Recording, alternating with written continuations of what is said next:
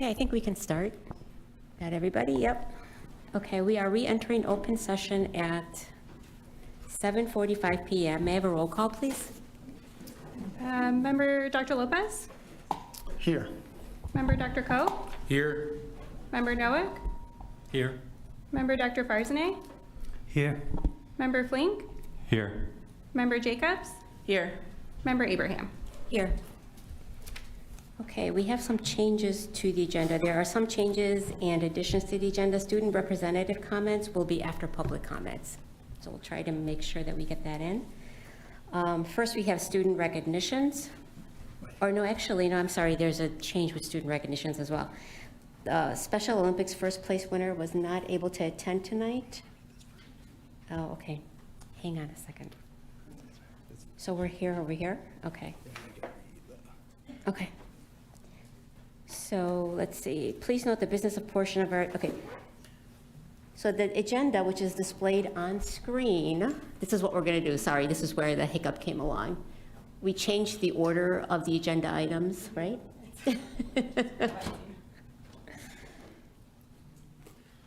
I think we have to post them on screen. It's part of our public obligation to make sure that our public sees them.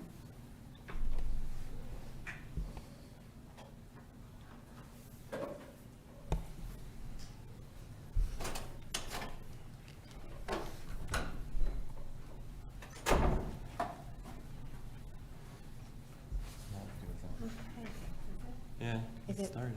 Starting? Yeah, there we go. Yay. All right, there we go. So as part of our legal obligation, they're up there for the public to view. And we'll give you a few seconds to just review them. Same items, just reorder. So the items are all the same, is my understanding. They're just like the organization of them is reorganized, but they're all on the same ones that we have on the agenda.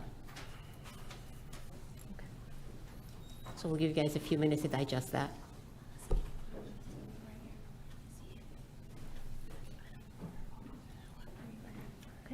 Okay, we're going to move forward. So we're going to move on to student recognitions.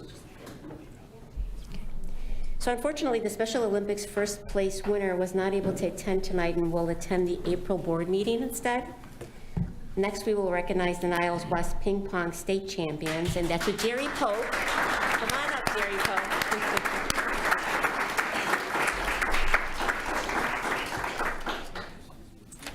Good evening, Board of District 219. I am so happy.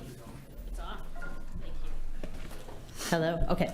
I am so happy to recognize the state champion team, ping pong, from Niles West, led by Coach Jerry Pope and Emmanuel Rivera. It definitely makes me proud to be principal of a school that provides such opportunities for students to thrive and develop their talents and abilities. A state championship is such a great honor, but it's not about that. It's about the time, the commitment, the excellence, the strong work ethic, the dedication that the students develop when they are part of a team like this. And it's also because of their coaches, because they believe in them and they know that they can achieve anything that they set their minds to do. The ping pong team won first place in the Final Four tournament that Niles West was fortunate to host. There are only 16 high school teams in the state of Illinois, and our Niles West ping pong team went undefeated the entire season in tournament play.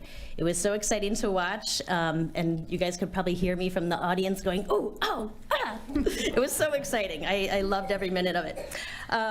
So I'm going to give Coach Pope the microphone, and he'll tell you a little bit more about the team and their winnings. Thank you. Thank you, Dr. Ritter. Yeah, it was great to host the Final Four. We had a great crowd, and that was exciting because I think people got hooked on ping pong. And we affectionately call it ping pong, but it's known as table tennis. And now that we're #1 in state, we might have to change our name to table tennis because there's a certain expectation of that.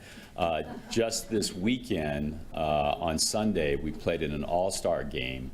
The state of Illinois played against the state of Wisconsin, and we won 41-4. And two of my all-stars, Adam and John, raise your hand. They represented us. And they went undefeated, but Last year, we went undefeated, and we lost in the championship game to Naperville North. This year, we beat them in the first round of the Final Four, which was really great. And then we destroyed them, and we destroyed Loyola Academy. So we really won. But I got 6 of my varsity starters here. We have one person at home a little under the weather.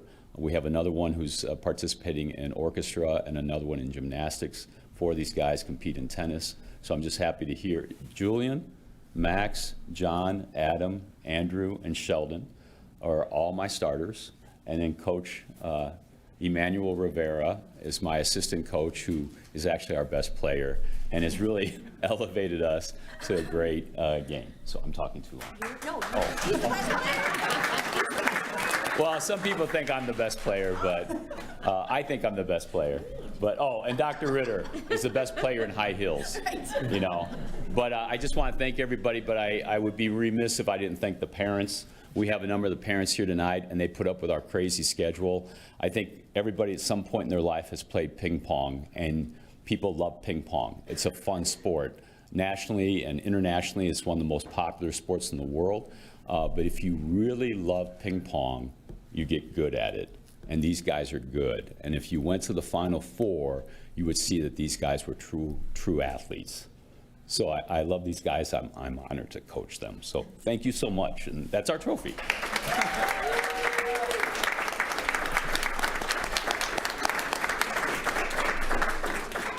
Picture with you guys in the blue. Oh, there's the picture. Go in the middle. In the middle. Go on in the middle. I think we're going to go up there too, but first you guys, right?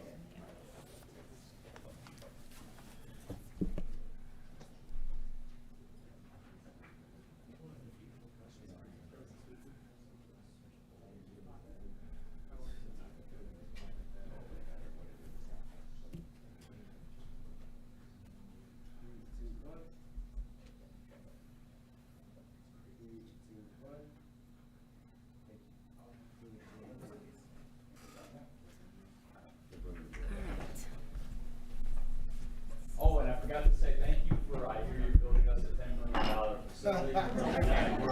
Thank you, board. We're really excited about that.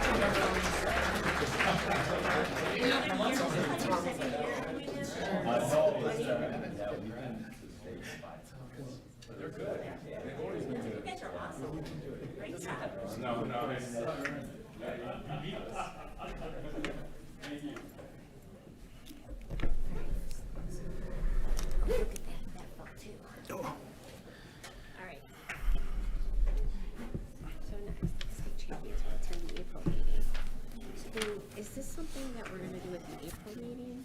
So do I have, or is that the same, is those are 2 different things? Says Niles North and the state champions will attend the April board meeting. Go ahead and read that. Okay. Oh, should we? Oh, they got it, okay. Yeah, that's. We'll separate wait. from this. Okay, okay, got it. All right, we have one more item under student recognitions, and that's the Niles North DECA. Apparently, the state champions will attend the April board meeting, so we look forward to seeing them next month. All right. Next, we're going to go into public comments. Public comment is intended to provide an opportunity to address the Board of Education on matters of concerns or interest relative to the business of the district. The board has the obligation to provide for public comment within the context of an orderly public meeting. We ask that our audience allow those speaking during public comment an opportunity to communicate to the board without disruption. We further ask that those addressing the board observe appropriate decorum and refrain from the use of disruptive conduct or words. As the board is obligated to at all times protect student confidentiality rights, we ask that you You do not use public comments to discuss specific students or discuss issues that identify specific students. The board is also obligated to protect the confidentiality rights of employees. As such, we ask that you do not use public comment to address issues with specific employees.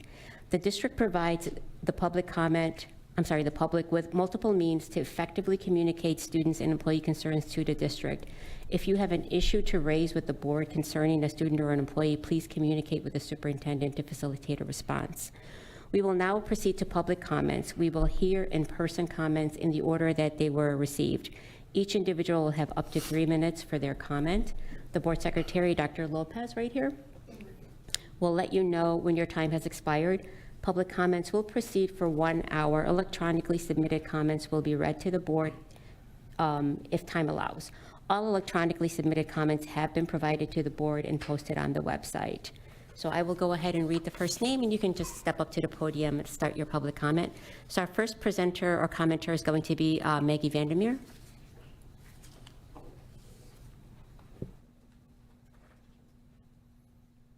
Good evening. I'm here tonight to speak about protecting our Black staff. For years, this district has had issues retaining Black staff because of a pervasive culture of racism that has seeped from our community into our schools. Recently, when the BSU students addressed this board, one of their requests was that you prioritize the hiring and retention of Black staff because the continued loss of Black staff members not only affects their sense of hope and belonging, but also their actual academic outcomes. One of the most powerful steps this district has taken toward racial healing in education has been bringing Calvin Terrell in to speak to students, staff, and community members. I attended his presentation, The Power of Our Words, and was incredibly moved and inspired. He urged white parents like me to turn for inspiration to those ancestors who fought for justice, people like the white abolitionist John Brown. Far from being divisive, Terrell said, "The bird needs the right wing and the left wing to fly." Repeatedly, he told us, "I love you. There's nothing you can do to make me not love you." Despite the incredibly restorative impact Calvin Terrell has made on this community, the leader of a local far-right group called Awake FOIA'd everything about Calvin Terrell's work in our district, including what he was paid, and then wrote a blog post about it for the Awake website. The post calls Terrell extreme and divisive and suggests that the compensation for his services by District 219 is shocking and should be investigated. Apparently, paying a Black professional for their expertise is triggering. The FOIA request linked in tonight's board packet contains more targeting of Terrell by Awake, but this time they've added a demand for all emails between Terrell and April Stallworth, another Black staff member. You see the pattern, right? I can't say I was surprised then to see the letter that was posted the other day on the Awake Twitter page demanding the investigation of 2 more Black District 219 staff members, a Black affinity group liaison, as well as the department head. This is now 4 Black professionals working in District 219 that are being targeted by Awake. You ask why we're having trouble hiring and retaining Black staff? This is why, right here. The letter from the Awake leader demands that you report back to her with a timeline, action taken, etc. But you don't report to Awake, do you? And I would assume that you would never take directives from a group that even Paul Vallis has decried for their hateful rhetoric. Certainly that you would not let them dictate your response to a mistake made by a Black staff member, and that you would consider the source of the request as well as who it targets, and place that in the context of the historical and ongoing threats to Black safety in our schools and our country. And I expect that you are also asking yourself the question of how this email found its way into the hands of Awake Illinois. The email was clearly leaked by someone seeking to enable the targeting of Black staff members. That is what you need to address. Protect Black staff. Thank you.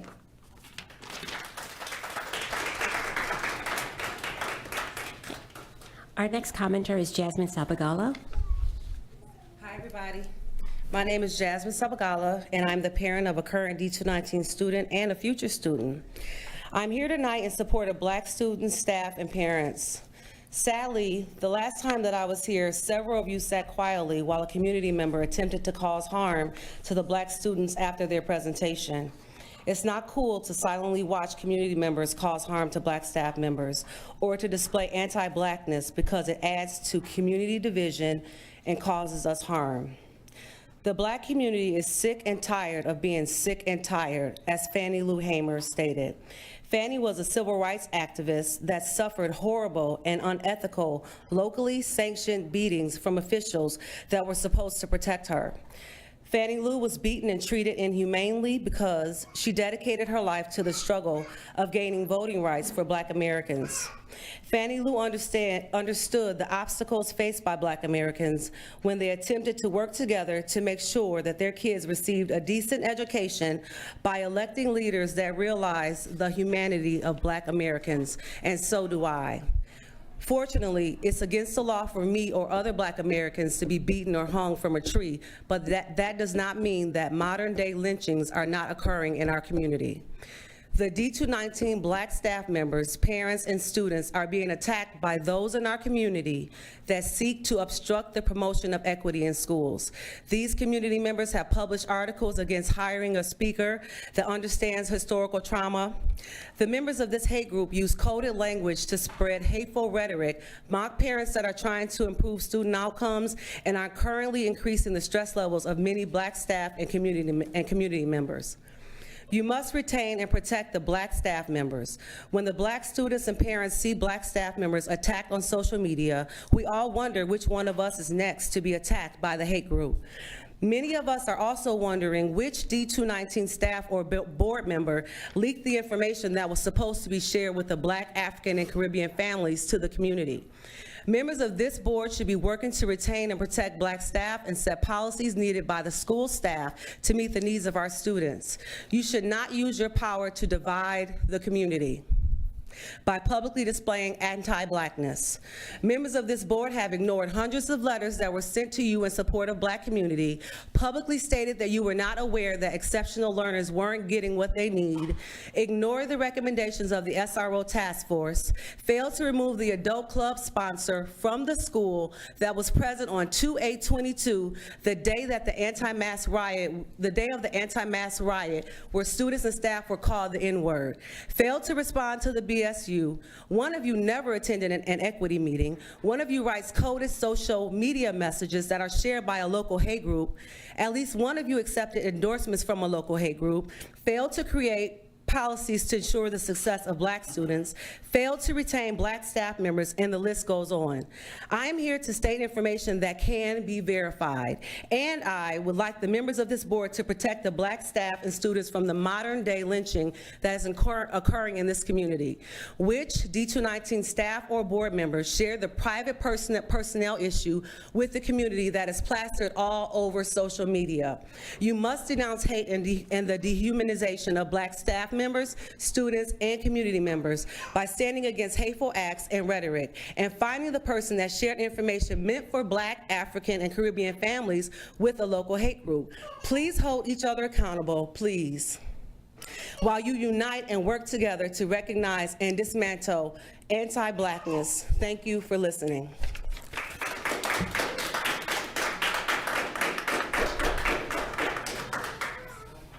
Thank you. April, do we have any comments, digital comments?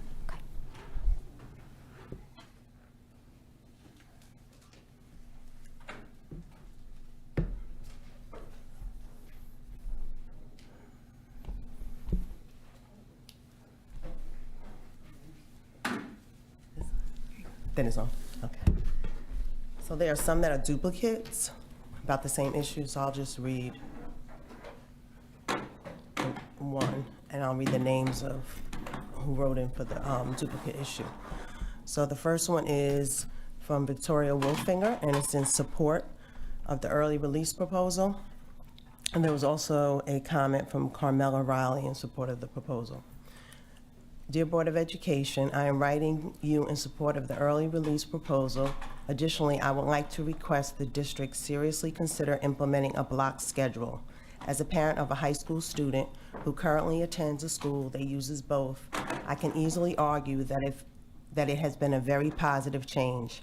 The implementation of both would serve the purpose of giving our educators more time to collaborate while creating opportunities for teachers to spend more time with the students, therefore identifying and addressing the individual needs of each student.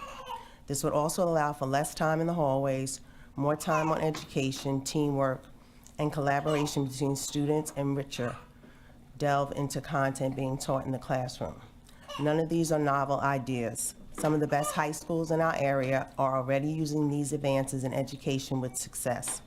This has been long discussed in our district and supported by our educators. This was not presented to the community as cold turkey, as stated by one of our board members. There are many hurdles to overcome in education right now. We must use data and best practices consistently and not let our emotions guide our actions.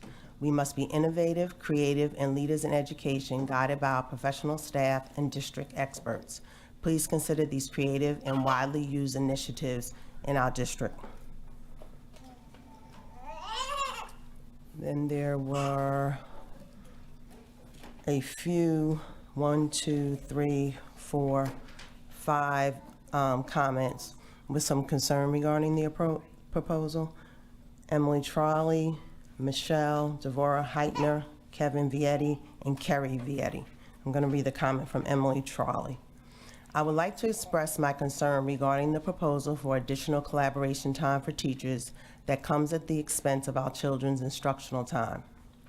While I don't doubt the need for collaboration, I was disappointed that the teachers did not provide multiple options to solve for it, nor did they provide concrete examples of how this collaboration time would benefit our children. When I calculate the total lost instructional time of a 90-minute early release weekly, it comes out to about 1.75 weeks lost across the school year. In a district where the years of pandemic learning loss have had a direct negative impact on student performance and attendance, I am challenged to understand how taking another almost 2 weeks of instructional time from our children will benefit them. At the last BOE call, Superintendent Moore said himself, "I'll be the first to tell anybody I want more instructional time for kids." This proposal does the opposite. Board Member Jacobs asked if there would be time for self-directed time, and no firm answer was provided. Board Member Coe asked for quantitative evidence driving this proposal, and the teachers were only able to provide anecdotal evidence, but deemed it as no longer a want and now a need. Without quantitative data, how does this become a need? They did not discuss how this impacts existing Teacher Institute days, IEP hours, how teachers will be held accountable for using this additional 6 hours per month, or how they would evaluate the impact of this shift. This proposal was half-baked with too many generalizations and no explicit data. It lacked detailed anecdotes or examples of how this time will benefit our children. Case in point is the fact that your agenda item for tonight's meeting says late start, and your public comment form gave me the option to choose early release proposal. So which is it? If you can't even be aligned on what this vote is for, how can you vote? I absolutely believe the board should work with the teachers to resolve this gap and meet their needs, and it should be done via the union contract negotiations to shift their contract from bell to bell and compensate your teachers for the time they need. This ideal solution doesn't impact instructional time, meets the needs of the teachers, and ensures they are compensated for their additional effort and hours. Therefore, I would like to ask that the board defer this vote to a future meeting and ask the teachers to put more thought into their proposal and provide clear empirical data, contingencies, as well as an evaluation plan to provide a solution that best satisfies all needs, those of your teachers, your students, and your community. And then there's a comment from Tina Schmidt. What is being done about chronic absenteeism within D219? We don't seem to be making progress in this area.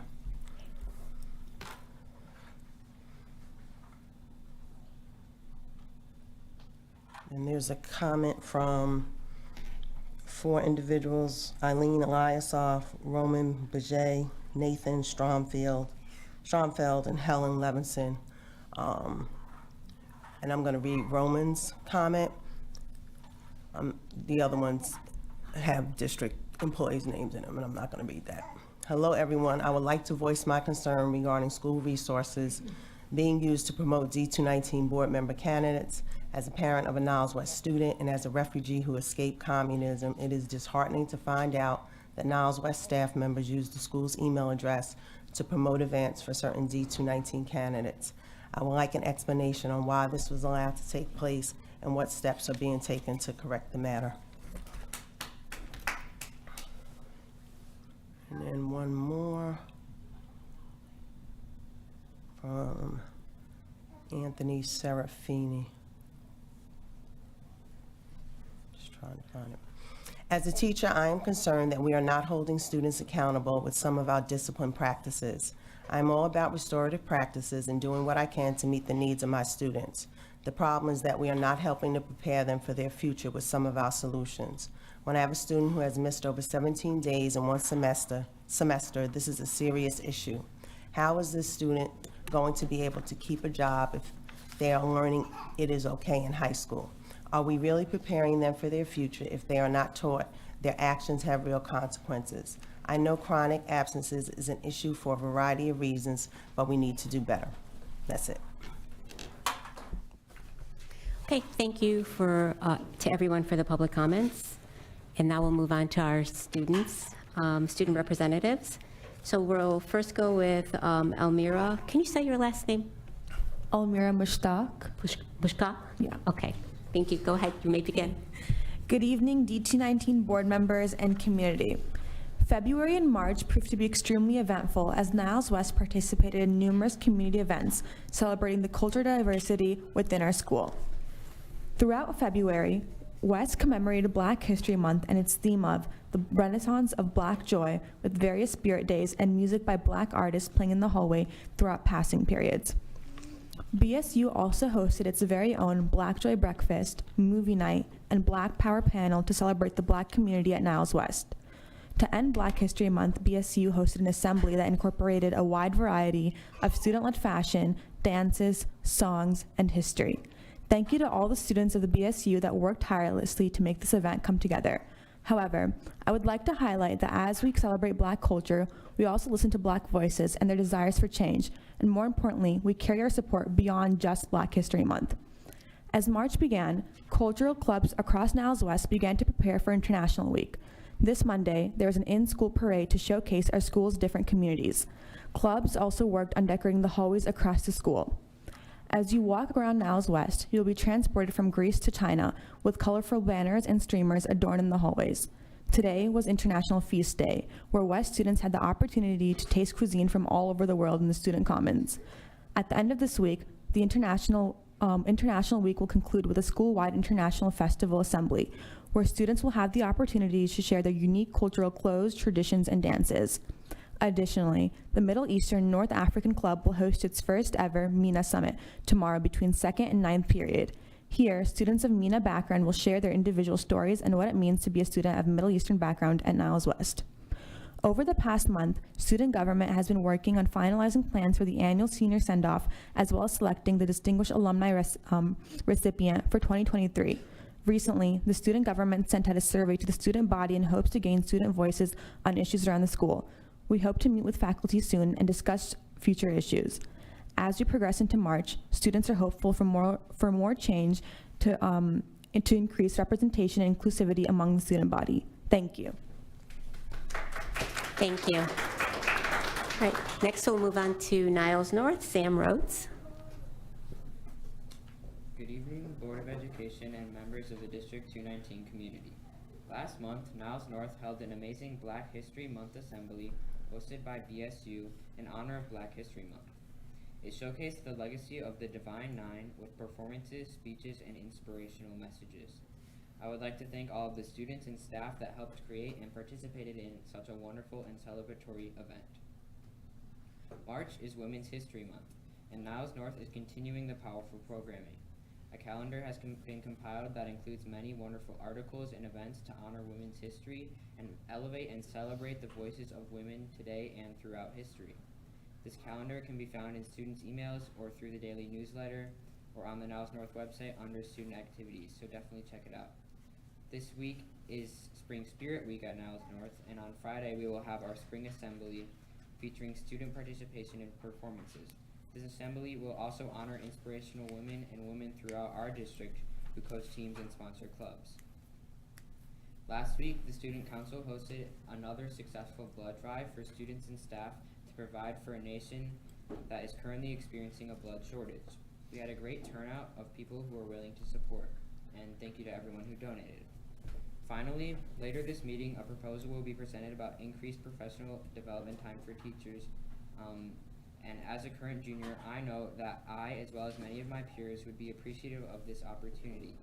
This would not only increase staff productivity, but also allow students to have time to meet with teachers, catch up on schoolwork, and collaborate on things such as group assignments.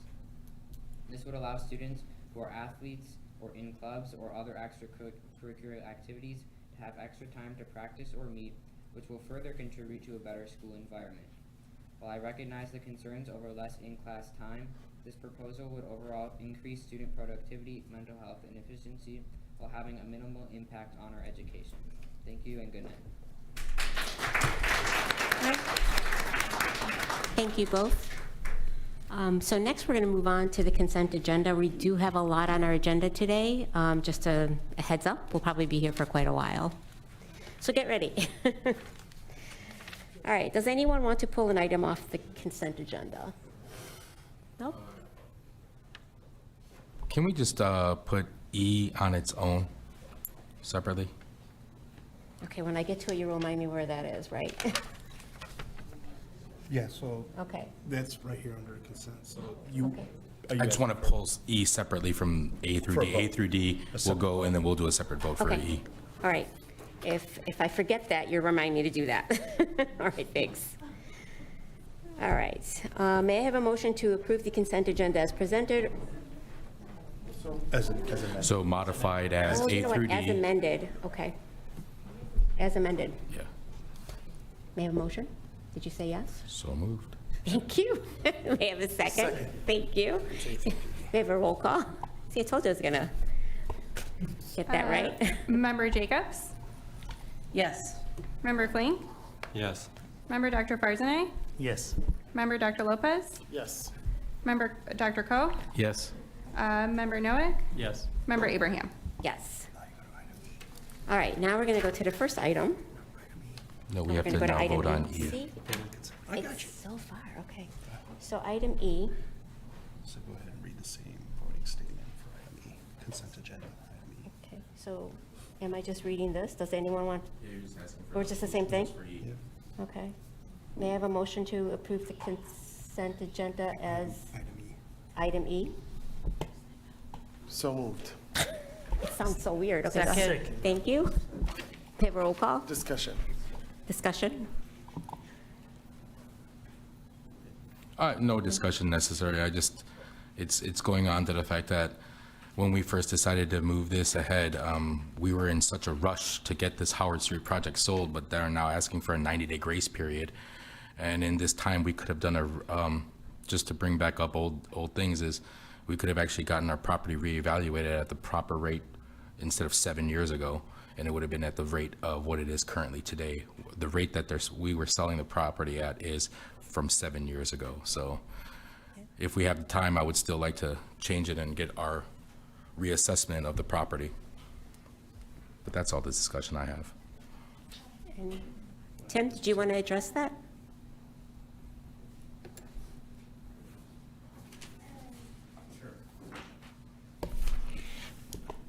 Yeah, we're still under contract with the original agreement. The purchasers in the due diligence period, they're asking for the due diligence period to be extended because they're still working out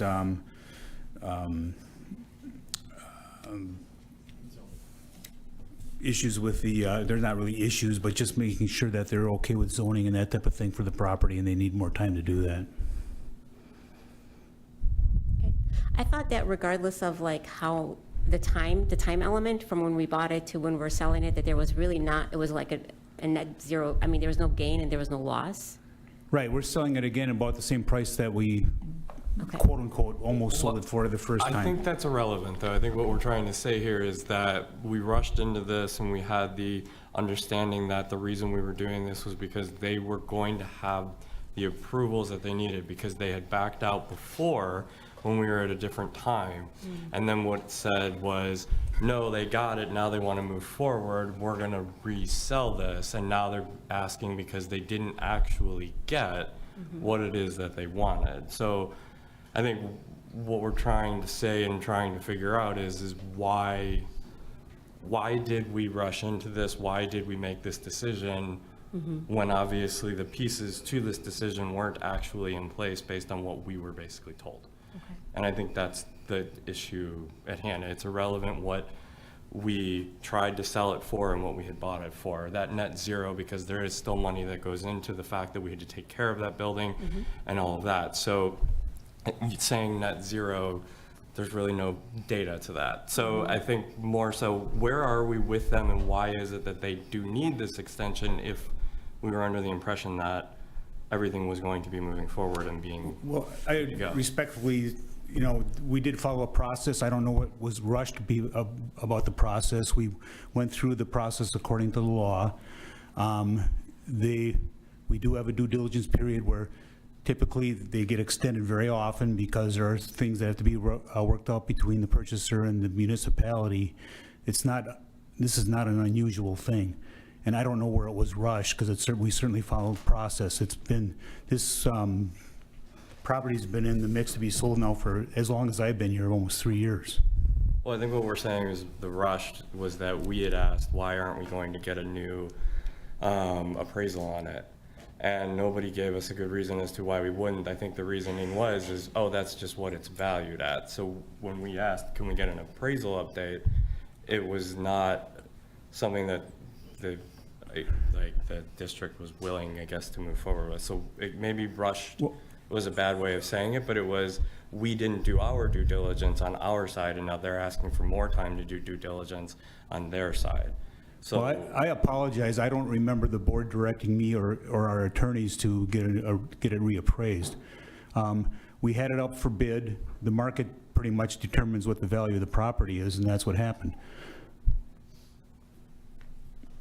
I think that we're at a point though where you can't relive the past, unless I'm misunderstanding. I think the motion on the table is just, the property is sold, they're just asking for this extension, which to sounds work like it's out, right, like a normal business process. right.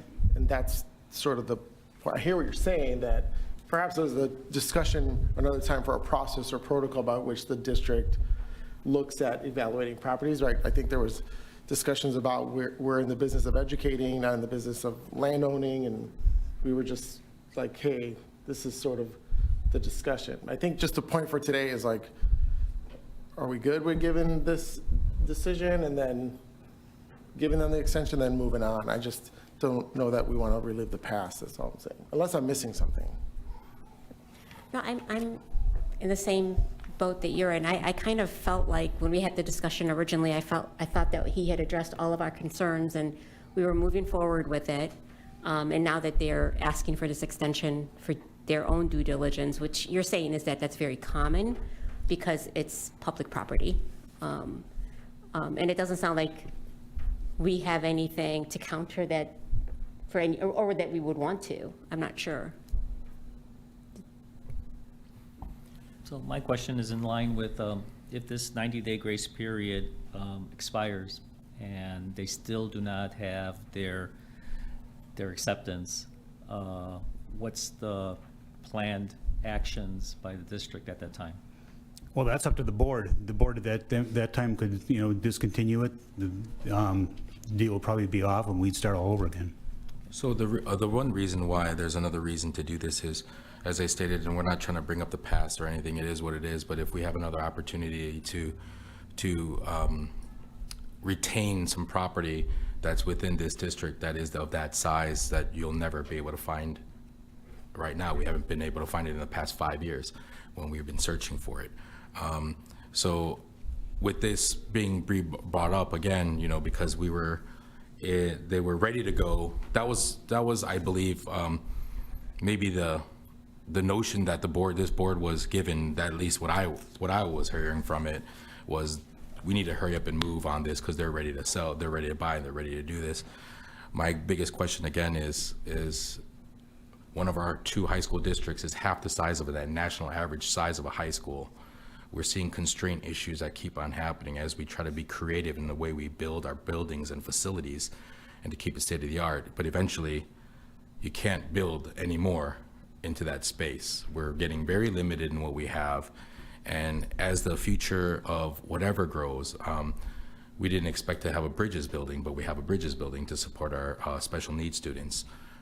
And that was a facility that we looked actively for several years to get that. So I'm just bringing this as another opportunity. Yeah, they had the opportunity to purchase this property. They're asking for another 90 days. So that's great that it's, that happens often, but this might just be another opportunity for us to be able to capture and keep onto a property that you'll never be able to get in the next 15, 20 years in this community. So that's another reason why I'm bringing this up, as to wanting to separate this and have this conversation, because maybe we can keep a property that we know that we're going to eventually need to use, being on the facilities committee for 10 years, and always having that number one problem of we don't have enough space.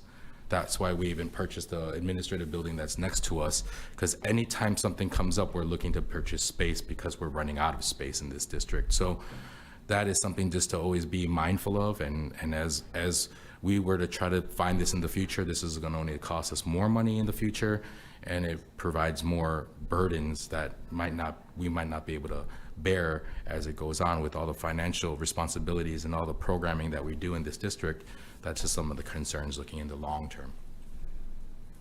Would the board like me to go, if we extend this 90-day period, go back and try to get an appraisal in the meantime? I don't know if I can get one in 90 days, but. Well, at that point, I think it's already moot. If at this point if in another 90 days, they're still not anywhere closer to purchasing this property, then maybe it's a real reconsideration that the board needs to take a look at again to say, hey, let's not be reactive, right? Let's be on top of this and make sure that we can always be able to have those kind of spaces and facilities for our district. Sure, that's fair. I think the one thing that, correct me if I'm wrong, Tim, when this was a discussion earlier on, when the board was going to make this decision, if I remember correctly, part of the issue was that the building was not going to be sustainable to hold student programming. Am I correct, Tim, or am I misremembering? And the cost to bring it up to code and everything to do anything like that? We'd be throwing a few $1 million into the building if we were going to use it for anything, because right now it would need a new roof and a lot of other things. And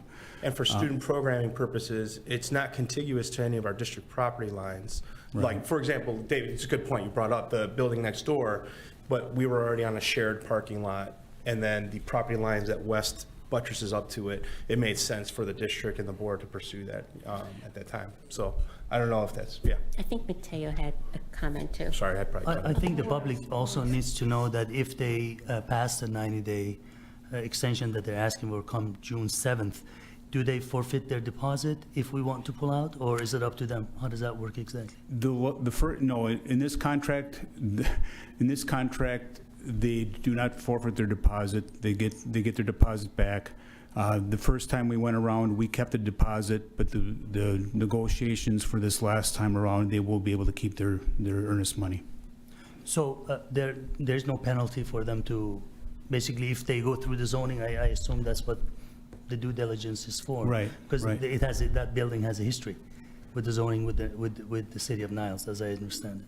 Right. Well, my understanding, though, the first time we did this, the municipality had plans to use that whole area for other purposes, which they've since decided to do otherwise, and that has allowed the opportunity for this to be rezoned in the manner of where the purchaser would want to use it. So maybe after 90 days, to satisfy what Board Member Coe is saying, maybe we do a appraisal and go through the due diligence that he's asking. Sure. Like I said, I could get the ball rolling on that in the meantime if the board wants me to. Yeah, but the likelihood of getting that appraisal done within the 90-day timeframe is probably It's unlikely, right. It's very unlikely. Now, correct, so- again, they do have somewhat of a head start because they do have the initial appraisal that was done 4 or 5 years ago to build off of, but I can't promise that it's going to be done in 90 days. Is this an item that can go to the facilities committee for further? So I think for today, it sounds like we're moving on the 90-day And then the committee could make a recommendation to the board. Perhaps, it sounds like that might be. Sure, that's fine. I was just going to build on what Tim mentioned. The original intent for this property was to do a bus barn, Right. which we now have a bus barn right adjacent to Niles West. So once the new bus barn was acquired and developed, that left this facility, this building, having an undetermined use for many, many years, basically. And as you alluded to, because it is not deemed worthy for having student occupation and not already having a bus barn, it kind of left very little options of what to do other than very expensive storage that we're going to put in a couple $2 million more into rebuilding it. So that's a little bit of the history of this property. I do recognize the need that after this 90-day period, I think it would be prudent for us, if this falls through, for us to get an appraisal and to start basically the process again to find a buyer or not, depending on what the appraisal value is. Who knows, third time's a charm. And it's not to get into the weeds of the usages of it, but because we have, for instance, our facilities at Niles North, which is very restricted, and right now we don't currently use it, there are other models that you see, whether it's like Loyola Academy, who has their football field completely in a different area from where their schools are located. So as a result, for instance, just off the cuff, our field house at Niles North, which is not a field house. You can't run indoor track in there. You can't do a lot of the things that are in there. So, suggestions of maybe moving those things into a facility, into a bigger facility that we have this space there, and to utilize an indoor, outdoor, or having these facilities to be able to do that, because right now we can't even build any further into Niles North, that, unlike Niles West, who has all this open space there. So these are things that, I'm welcome to have this conversation in the facilities and bring that back, so. Okay, thank you. Any other questions of me? Nope. Thanks. Thank you. We're good, thanks, Tim. All right. Yeah.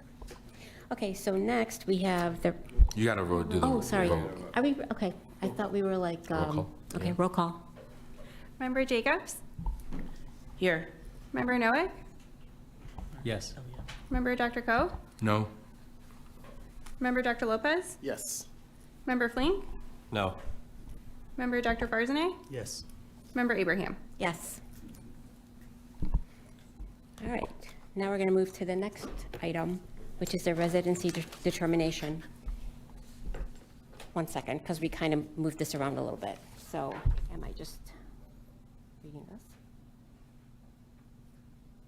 Yes. Okay. What's sorry. highlighted? What's highlighted? Yeah, I move Okay, all right, that section. okay. Sorry, we had to deviate a little bit. Okay. Yes. So I'm just going to read this. Okay, got it.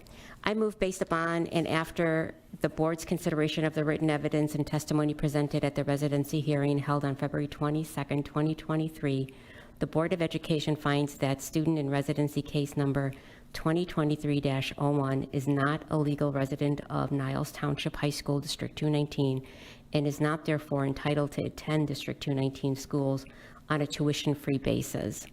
I move pursuant to the Illinois School Code 105 ILCS 5/10-20.12a and 10-20.12b that the Board of Education charge the parents of the student tuition for the student's attendance in the district schools during the 22-23 school year at the applicable annual per capita tuition charged prorated for the student's days of attendance from the first day of 2022-2023 school year through today's date, and charge the family the daily tuition rate for each additional day the student attend District 219 schools until the student's established residency in the district or disenrolled or withdrawn from District 219 schools. May I have a motion, please? So moved. Second. May I have a roll call, please? Member Dr. Koh? Yes. Member Dr. Lopez? Yes.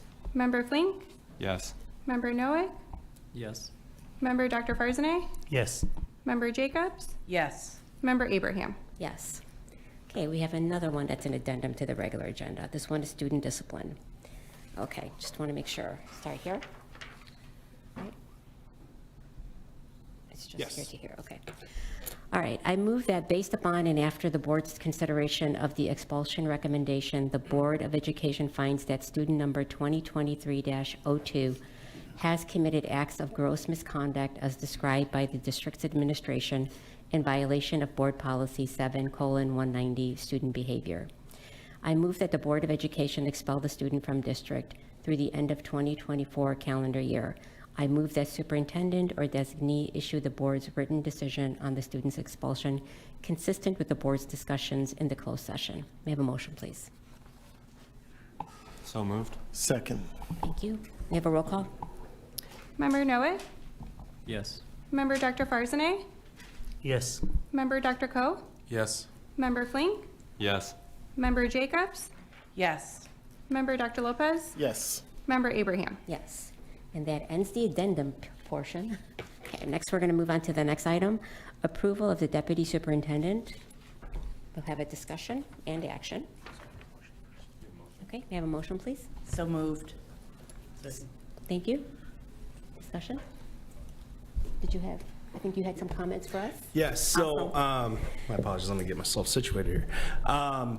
First, I'd like to just share with the board and the community, Mr. Moore, with his permission, would like me to share that he is very, very sorry that he could not be here tonight, especially for the particular item that's coming here.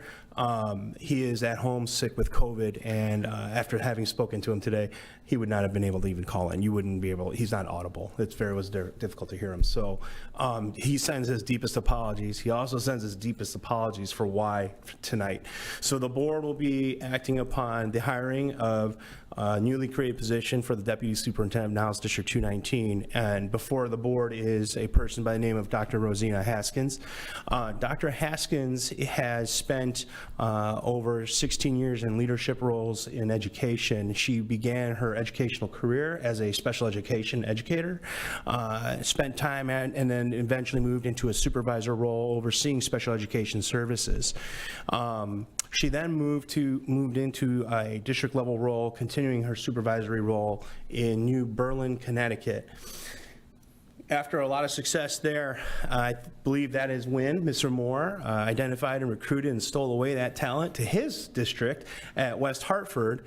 You see a trend here, right? And so Dr. Haskins then became a leader in District West Hartford, Connecticut, and spent 16 years there and is currently there serving. She has spent time, she went from her district role to an assistant principalship and a principalship in that district, and those were under the supervision of Mr. Moore. During that time, there was a huge impact that she had on her building climate and culture and learning for students, which quickly was identified, which moved her into the district office role and became a district leader at that time. Dr. Haskins quickly ascended from there and became involved in equity leadership at West Hartford, and since 2015 has been serving as their executive director of equity and advancement. During her time there, prior to the pandemic, her role included her overseeing retention and recruitment, career pathways, supporting all the buildings and the leadership aspects of the teams with Mr. Moore. Once the pandemic hit, her ability to lead and navigate with the school community and the community at large was really exposed in terms of what her strengths as a leader was, including the ability to set up social emotional stations throughout her communities, or not hers, but the West Hartford communities, to serve populations that were struggling through the pandemic, partnering with the city and the township of West Hartford to help make sure that families and students were getting the resources that they needed in order to succeed through the pandemic. During that time, she also oversaw, as I had mentioned, greater aspects of the diversity advancement in their district, including career pathways. You'll see that she had spent time as a director overseeing continued adult education, and that helped her bridge like a full range vision for what a career pathway program might look like. And that's obviously, as the board knows, a huge aspect of what we as a district have been aspiring to achieve and continue on that mission. Her work went recognized, and I gotta tell you, I'm out of breath already, but talking about her.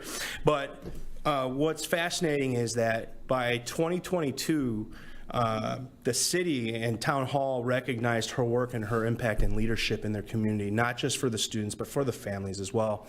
And they created an extended position for her. So currently, she does serve as the Executive Director of Equity Advancement, not just for the school district of West Hartford, which is over 10,000 students. She is also their director for the entire community in the city. So she has a huge position there. Her background, she has a doctorate in education. Her undergraduate work began at Lincoln University and HBCU University out of Pennsylvania. And her growth and educational pathway has led her to this moment.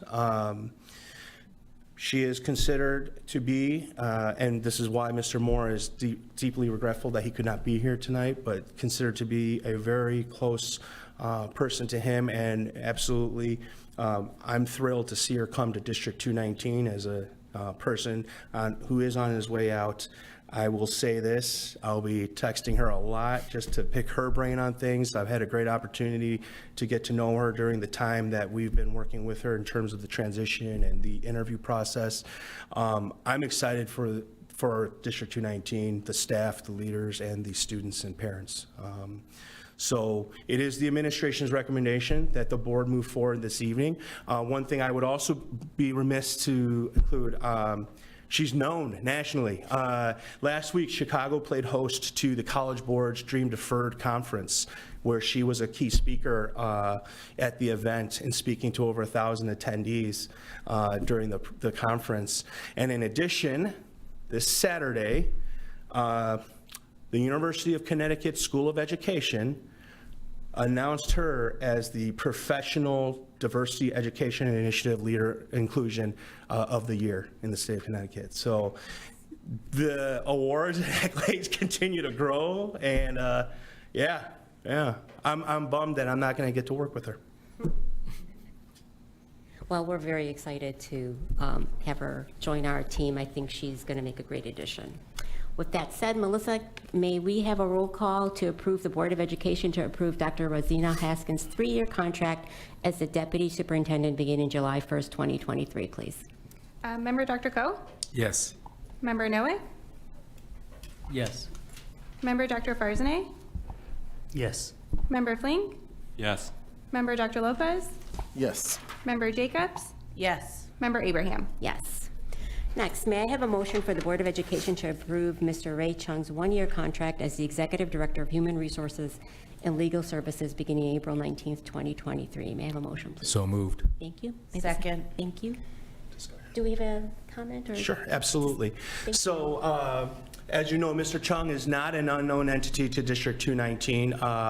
Ray has started with us in 2013, and his initial background in education started as a paraprofessional educator.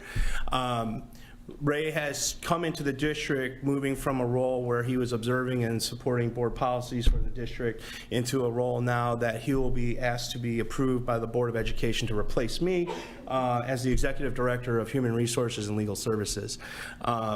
As you know, Ray has won awards through the Illinois Association of School Personnel Association, which is a peer-reviewed award, which speaks highly to what his credentials, his integrity, and his work to the field is. He's assisted in some of the matters that are ongoing downstate right now with matters such as Faith's Law. Ray has had the ability to connect with ISB and provide some guidance on internal matters that are impacting schools across the state of Illinois. Here locally to this district, Ray has been a key leader and a critical component to making sure that District 219 remains to be one of the best school districts in the state of Illinois. He is also someone that I think for a lot of people that know him will say, he's not only smart, he not only works hard, but he is probably by far one of the most character-filled and leaders full of integrity that you'll ever find. And I suppose that's a good thing when you're talking about someone with a legal background. So it is absolutely, and this is another one that Mr. Moore really regrets not being able to be here to announce. But we do recommend that Mr. Chung be approved this evening as the Executive Director for Human Resources and Legal Services. All right, thank you. I think you are leaving us in very good hands. Yes, I am. Ray is wonderful. Thank you very much for that. Melissa, may we have a roll call, please? Sure. Member Dr. Farsney? Yes. Member Flink? Yes. Member Jacobs? Yes. Member Noack? Yes. Member Dr. Lopez? Yes. Member Coe? Dr. Yes. Coe? Member Abraham? Yes. Okay, next we have on the agenda 2023 Niles North Field Turf Installation. May I have a motion, please? Oh, you know what, let me just read that, sorry. May I have a motion for the Board of Education to approve the quote for V3 in the amount of $6,129,565 as presented? So moved. Thank you. Second. Thank you. May I have, is there a discussion? Did you guys need any? Let me just get clarification on the start date of the project and end date. I think there was some concerns in the community with the season starting, and there's some seniors that were looking to play this year who are like bummed because they won't be on their home field potentially, and they missed a lot because of COVID. And so I just want some, like, maybe some clarity around when the development will start, things like that. Yeah. Sure, happy to answer. So we have had a lot of discussions with the school staff and the athletic department on what works with their schedule as far as minimizing as much impact as possible, both to athletics as well as physical welfare classes. The anticipated start date of this project will be next month in April. We are waiting on our final MWRD permit, and the reason for the April start is in order to be done by August 1st when sports camps start up. This is a longer than summer duration project. So there were a lot of discussions that we had with the team on spring season versus fall season and what is the least impactful. I wonder, as the district is deliberating, and I think it's all a go, it's gonna be great. Like, are there any sort of interim measures that we could look at to, like, for video, maybe folks can, like parents that can't go to all the travel games, they can watch it on the game apps or whatever it is, or I know they're doing a really nice senior night, things like that, but I think there's some seniors that are like, man, my friends can't go after school to come watch me play my last game, but now we're saying maybe that you can watch them on the YouTube channel, or I don't know if there's any sort of interim measures that we may be able to look at, that's all. You can certainly look into it. Yeah. I don't know. There's a lot of technology out there already, so it maybe just be like, we'll pay for the subscription to whatever, and then if you have the app, you can watch, as long as the boys have the cameras set up, little things like that I think could go a long way. Yeah. I'm sure maybe we can have that conversation and discussion, maybe bring it up with our audiovisual teams, and because they do such a great job of doing football and those things, and they broadcast it. So maybe we can have a conversation with our athletic directors and figure that out and see if they can kind of accommodate for those needs. Joe? So I just wanted to share with the community that, this ask is for $6.1 million, and the reason why we feel it's a need and not just a want is because the Niles North campus is extremely small. As Dr. Cole alluded to, it's literally half the size of a typical high school campus. This field has been called a one-season field because 9 months out of the year, it's practically useless right now for sports. By converting this field with the turf and the installation that we're proposing, we could literally almost turn it around to all-around season field all year round. So I think, and it also will alleviate the pressure of our athletes playing on our current football field and utilizing space, which will lengthen the life of that area as well. So I think it's prudent money, and I believe that that's why the Facilities Committee was wholeheartedly behind this proposal.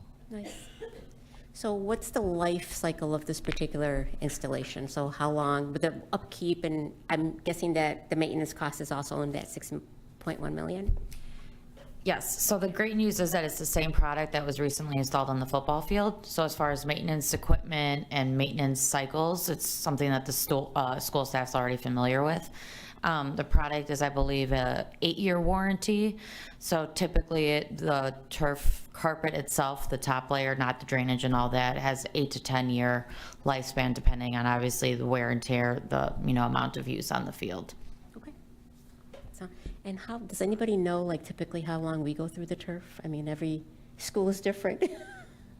I mean, Do on you our, know? like, for instance, on our football field at Niles North, we were using that, athlete, correct me if I'm wrong, we used that for at least a decade or something like that. I believe they Wow. were 12 and 13 years Yeah, at even longer than that. Northwest. So Oh. we have great grounds and we have great custodial and maintenance that actually is watching those things and making sure that the right amount of sand and all these other things are proper drainage is all there. And so we have such a great team behind that. And thank you to Studio GC and FH Passion and all the companies that are working together to do this, is the fact that communication now, it's happening much faster. We're not playing catch up all the time. They do a great job of getting all these things in our ducks in a row so it's there. So with the drainage and all those things that are added, I'm sure you guys all remember, you guys all went to Niles North and the field back there was just horrendous. And it still is in that shape. And so being able to actually utilize it, now we're actually now can create more space for these kids. And for, like Athy had said, it's not just for our sports, but our physical welfare classes and any other things that they want to be able to use there. Fantastic, thank you, appreciate that. Any other questions or concerns from the board? Okay, I think we're ready to go ahead and vote. Member Fling? Yes. Member Dr. Lopez? Yes. Member Jacobs? Yes. Member Noe? Yes. Member Dr. Koh? Yes? Member Dr. Farzaneh? Yes. Member Abraham? Yes. Okay, our next agenda, 2023 North and West IRC renovations and North Mechanical Room improvements.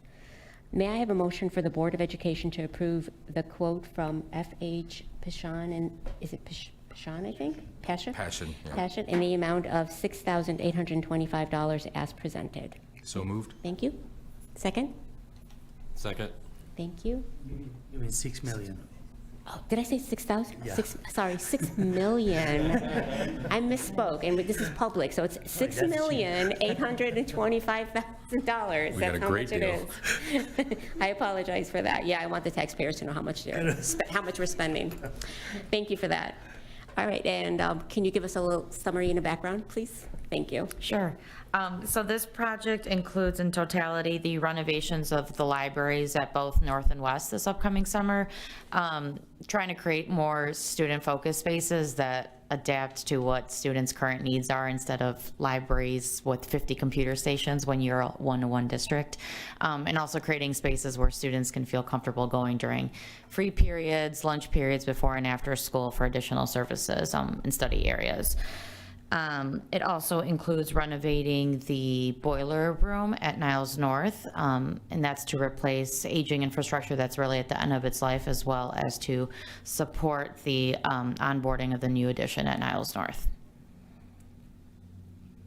Does anybody have any How the comments? libraries are? When was the last renovation of the libraries? I believe the libraries were last renovated in 2001, if I recall. We've had some minor changes into the libraries over the years, but it was nothing ever structurally that changed, but it was minor things here and there as we touched up throughout the years. But yeah, that was the last major one, I think. And we brought in the students for those renovations and really had a lot of sessions with them and voting and kind of visioning of spaces that they want to see and study in and feel comfortable in. So it's really intended to be a space for them, by them. That's fantastic. Okay, any other questions or concerns from the board? Okay, I think we're ready to go ahead and vote, Melissa. Thank you. All right. Member Jacobs? Yes. Member Noack? Yes. Member Dr. Koh? Yes? Member Dr. Lopez? Yes. Member Flink? Yes. Member Dr. Farzaneh? Yes. Member Abraham? Yes. All right, our next item is 2023 furniture. May I have a motion for the Board of Education to approve the quotes as submitted? May I have a motion, please? So moved. Thank you. May I have a second? Second. Thank you. And I believe you guys are presenting on this one as well? Okay. Yes, so this is furniture quotes utilizing cooperative purchasing agreements for the libraries, so shelving, miscellaneous furniture for those spaces, as well as for the North Addition. So all of the new offices, classrooms, common spaces as part of the new addition.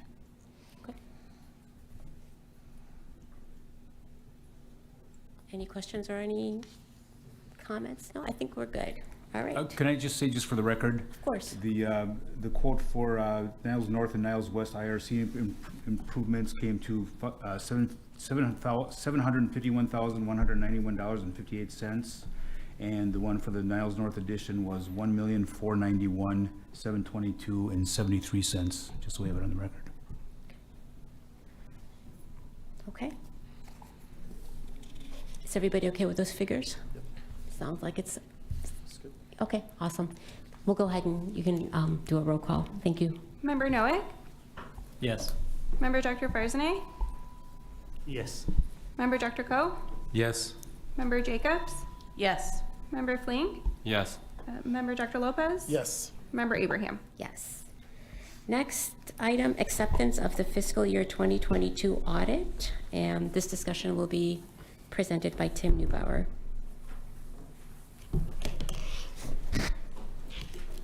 You're almost done with me. Tim Yeah, Neubauer and either friends. side. Ken, you want to come up?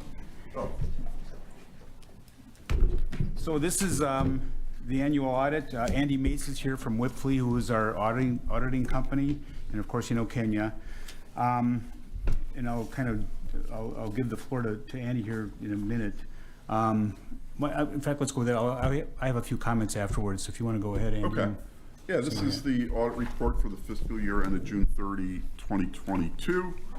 I'll go over a few things. I always like to talk about the auditor's opinion on page 1. Here we state that we conducted our audit in accordance with generally accepted auditing standards as well as government auditing standards, and that it is our opinion that these financial statements are presented fairly in conformity with generally accepted accounting principles. So it's a clean audit opinion. Only about 25% of Illinois school districts get a clean opinion. Most are qualified for cash basis reporting or lack of historical cost fixed asset records, that sort of thing. So 219 continues to receive a clean opinion.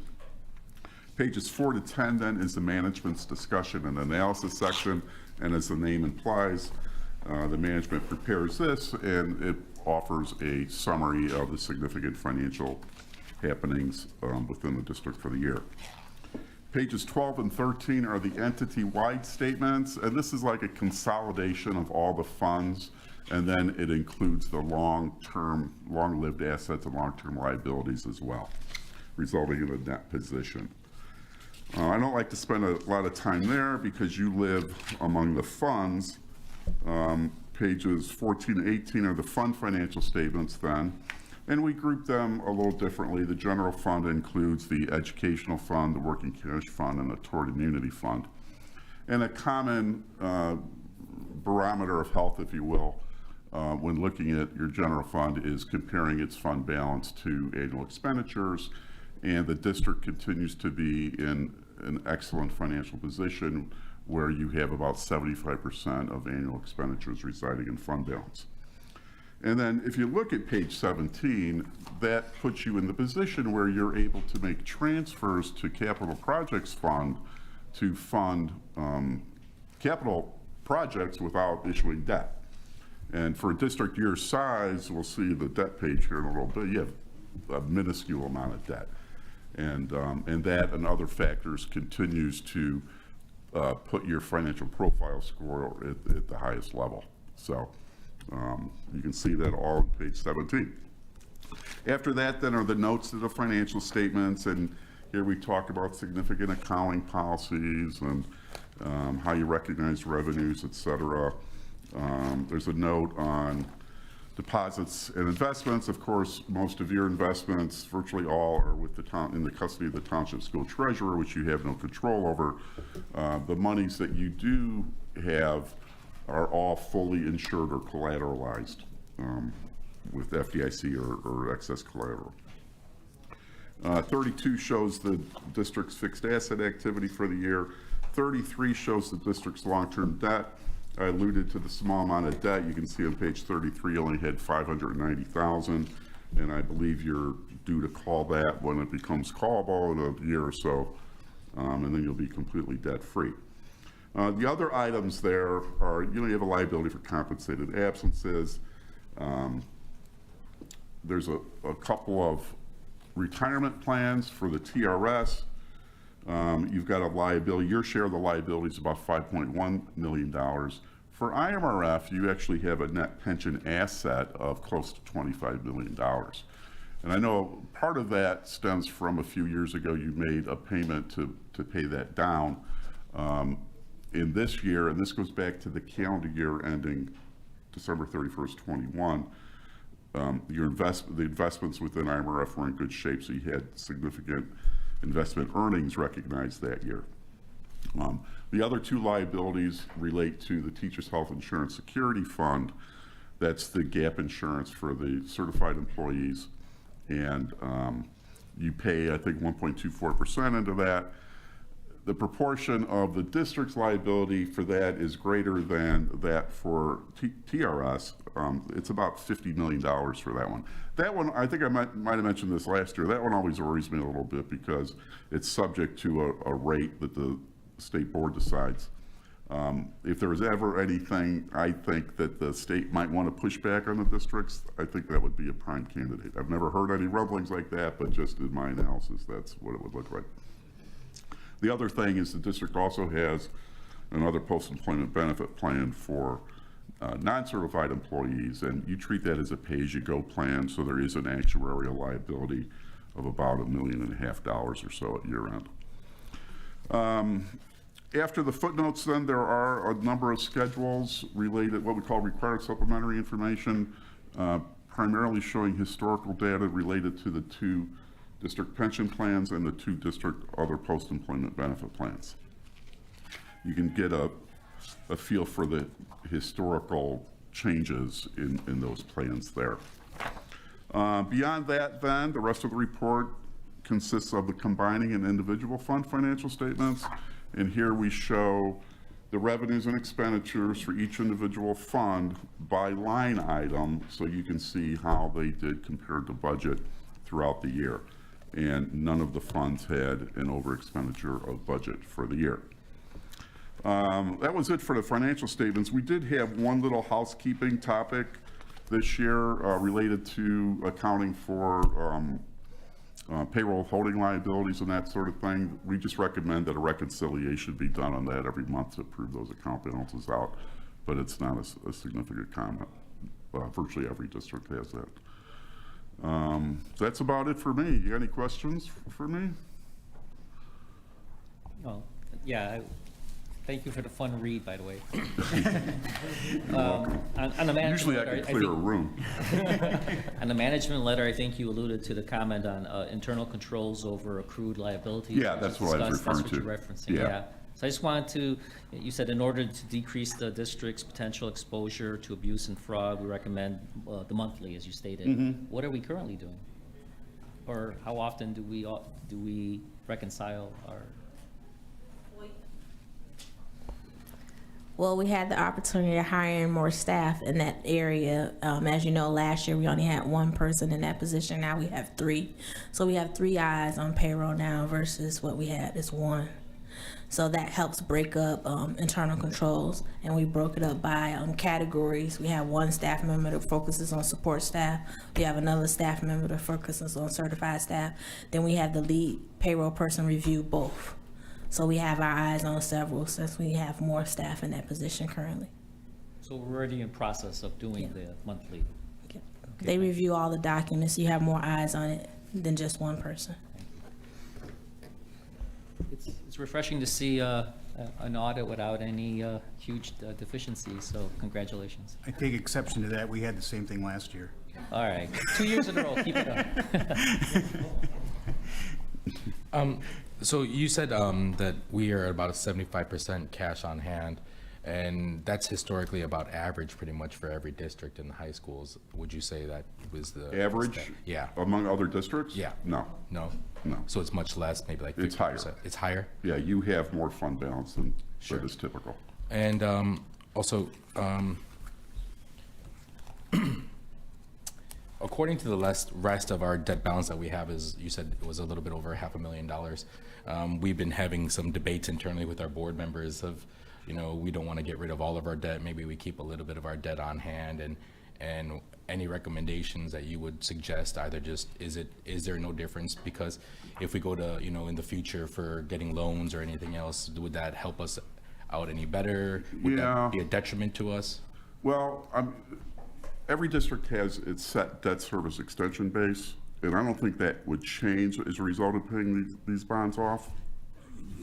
Yeah, you don't know what the state's going to come up with, but our current debt service was established back when they did the property tax extension limitation law back in the 90s. Yeah. And that's when that was, and it was really, arbitrary, frankly, at the time. And, I guess that was based on what districts had for debt at that time. Districts that had a lot of debt got more debt service extension base. So I've never heard anybody. I don't think that number changes, ever. And I don't think they're going to readdress it anytime soon either. I haven't heard anything like that. Okay. So my understanding is paying off your debt would not affect that, but certainly do consult a financial advisor regarding that. And that's why we just want to pick the brains of all of our experts here, then we can just have that conversation. So as a board, we know that, we've had that conversation, let's keep a little bit of debt on the side just in case as we go into the future, in which, $500,000 for our district really isn't amounting to much, right? But we just want to follow best practices and make sure we have a healthy fund balance, that we can always make sure that we're providing the best opportunities for all our students in our district, and that's something that we want to keep sustaining, so we want to follow that pattern.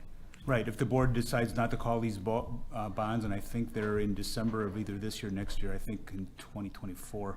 But anyway, if we decide to keep that debt, the debt service on that, the annual payment, principal and interest on that is only like $30,000.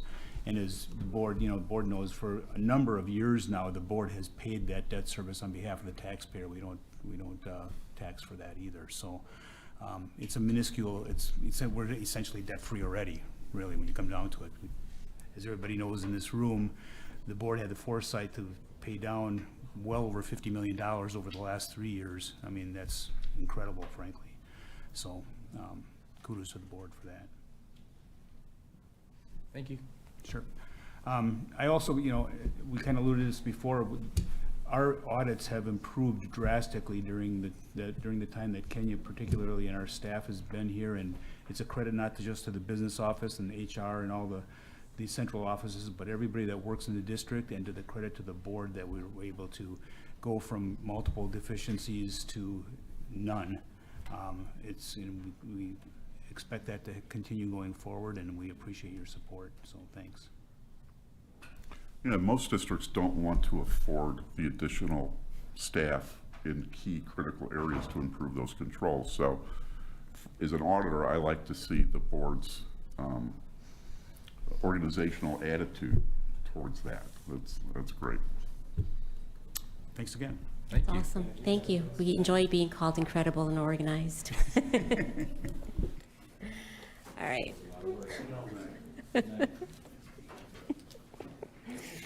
Okay. Our next item, website redesign services. Oh, that was just a discussion. Okay, I'm going to go ahead and move on. So may I have a motion for the Board of Education to approve the contract services with Final Site at the total of $92,650 as presented? May I have a motion, please? So moved. Thank you. May I have a second? Second. Thank you. And you guys are going to present? Thank you, yes. Thank you. Presenting our recommendation to contract with web development services from Final Site. Currently, our website is internally managed by the tech department, with the work primarily led by Chris Veneris, who is services role. And from a technical standpoint, we think it's an appropriate time to shift these services to a web development company. As I'm sure you've all experienced both personally and professionally, the purpose and capabilities of websites in general have changed drastically over the past 15 years, and how we're accessing websites has changed drastically as well. We're no longer using dial-up on a desktop. We and our users are accessing websites at rapid speeds from a variety of devices. So these advancements have also created new opportunities for communication and access to information than what was available 15 years ago, and April will be able to speak to a lot of that. We're getting a new website. One of the things that I proposed as part of my interview for this position was a new website. And we really just want to make it easy for our parents, for our students, for our staff to be able to find information, for the board to be able to find information, for it to tell the district story with vibrant videos and pictures of our students and our staff, and just take us on into the digital marketing age that we're in. It's a part of our brand. It's a part of what we want to convey. And so this has just been a long time coming. I, of course, rely greatly on the technology department. I'm going to shut up quick because this is their area of expertise, but I know what it should look like. I know how it should function. I know what I've heard from our students and the community about what they want to see. We don't want people to have to reach out to me and tell me they can't find something on the website. So it was great to be a part of the meetings with the companies that did submit the RFPs, and they can listen to what we want, what we need, who our district is, get to know us better. And I believe we found the right company who can do exactly what we've asked for. They're a leader in this space. And many of the websites that they already designed for schools just like us embody exactly what we want. So we're excited to be at this point and to be moving towards a brand new website before the year ends. Not the school year, the calendar year. Now I'm being quiet. Hello, everyone. So I wanted to discuss the various criteria we use and the different technical specifications that we required in the RFP posted back in December. We were looking for a website company, development company that would meet our feature requests and our technical requirements, focusing on end user experience, ease of management, and updates to the website, as well as the flexibility for customizations. So we had 3 vendors submit proposals, and we evaluated each one of them based on price, completeness of the proposal, technical specifications, and demonstration of services and features that we were looking for. So if you see the table within the memo, Final Site actually had the highest evaluation score of 98. So I mean, they have a robust and easy to use CMS tool. They provided total control over different levels of back-end admin access, seamless integration with various D219 systems and social media platforms. And I was gonna say they're gonna create an ADA compliant website for us, and they offer, one of the things that I think was really great was that they offer safeguards to keep the website ADA compliant. And that was something like none of the other vendors really had in place. So, I mean, a lot of these features and, you know, some of these other technical specification or requirements that we had really put Final Site ahead of a lot of the other vendors. So that's why we're recommending them. Oh, and I forgot, they'll be able to translate in all of our languages. Yes. That we can specify that will be customized for our district. So that was another big feature that we needed. Right. In terms of the translation, they have good flexibility where they have a great tool to do auto translation, but also if we needed to manually do it ourselves, they give us that flexibility as well. So that was a really nice feature as well. So. It sounds amazing. I love the language because everybody's always asking about languages, Yeah. but that's fantastic. Is it like artificial intelligence? Is it like really intuitive? Like we could just go in there and kind of be able to go to that space and just know exactly where you're at, and it just kind of follows suit to where you want to. It kind of navigates for you on your behalf. Very user friendly. It's like that's the kind of thing that people are looking for. Like right now, it's kind of clunky. It's like you go here and you're like, well, that's not really what I wanted. So it's nice when it's like, you go there and it's just like, it's very intuitive and it goes into the next set and so on and so on. So that's the one challenge that most people seem to have with it. It's just, it's all over the place. So that's going to be nice. And I think visuals too, for a lot of people who like visuals, especially a lot of our immigrant families don't necessarily, I mean, even, you know, they might not even read in their own language. So it's nice to have those visuals. I think that's really a good component of that too.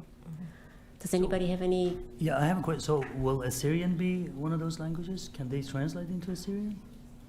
So it has what Chris had referred to, there's a component that is artificial intelligence in that it translates based on what it's indexed from various sites, but also the level of customization that allows us to input. We all know that there are some words that don't translate exactly, so we can customize certain things to follow translation that's most prominent within our community. Is there even an Assyrian like dictionary out there, or like a keyboard? You know how you could always like switch your keyboard to whatever language? So there is, okay. I'm pretty sure there is. I think I heard that when I went to the Assyrian conference.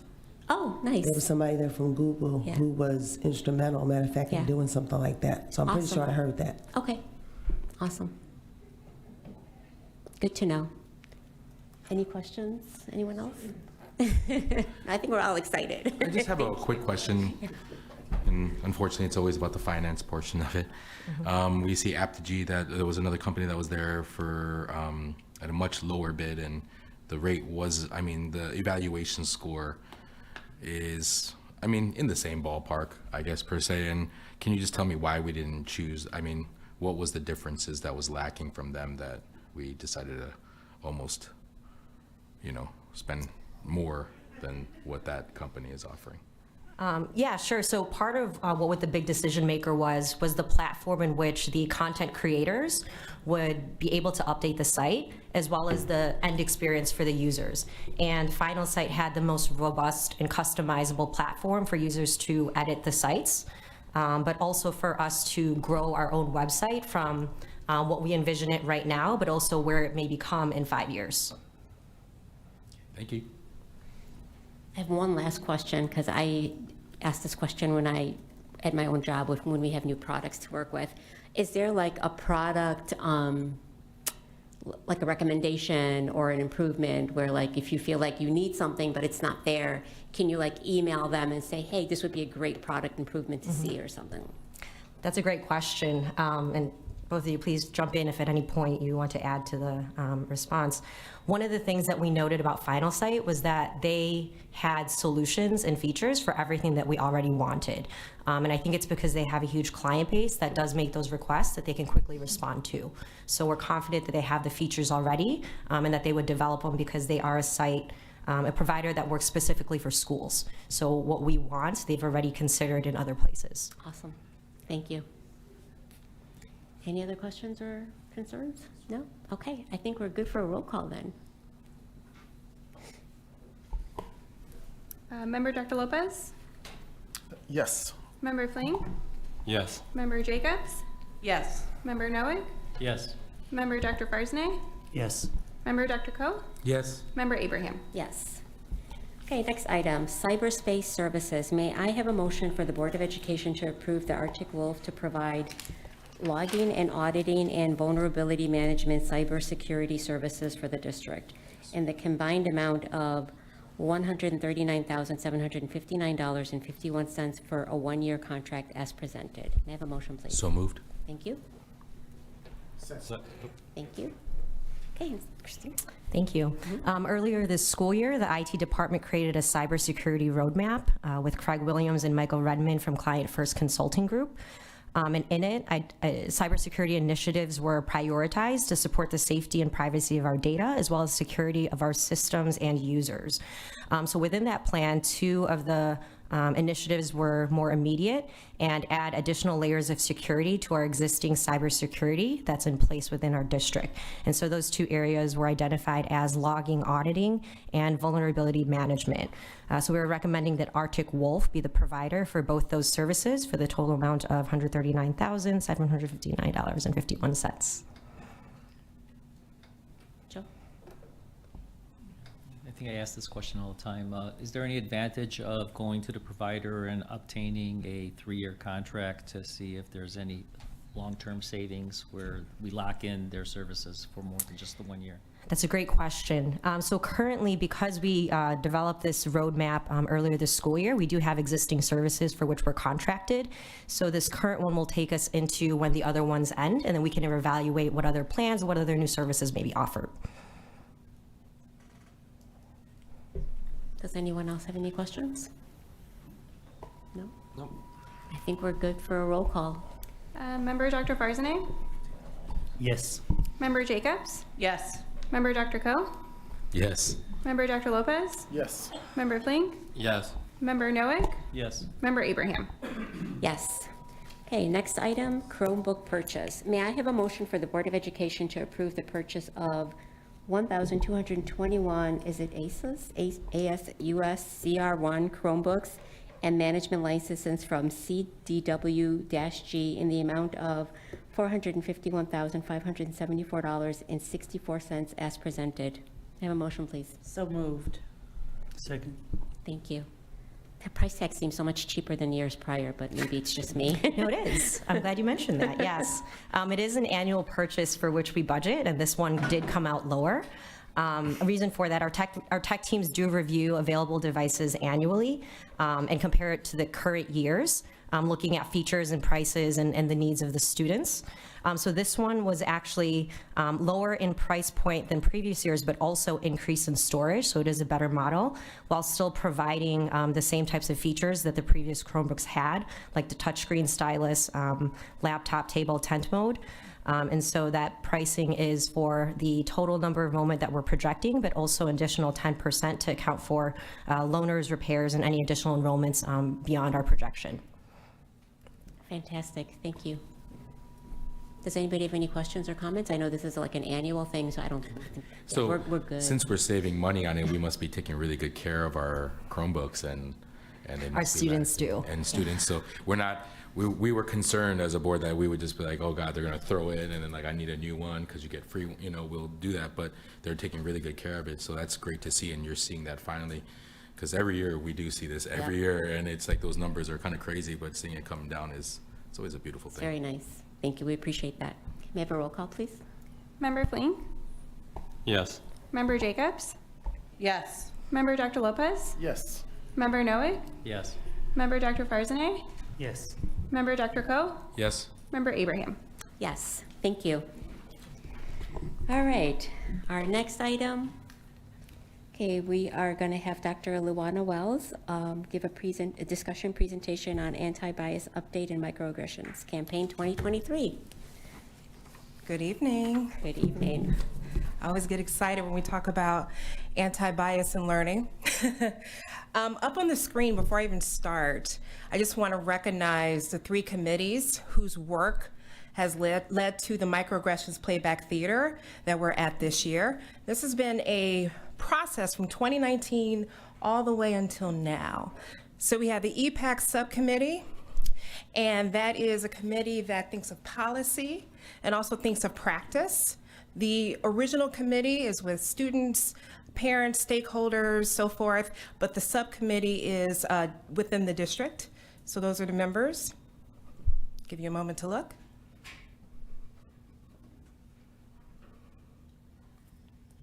Then on the far right, we have a retention and recruitment committee that actually morphed into the EPAC subcommittee, and that was back in 2019 all the way through 2021.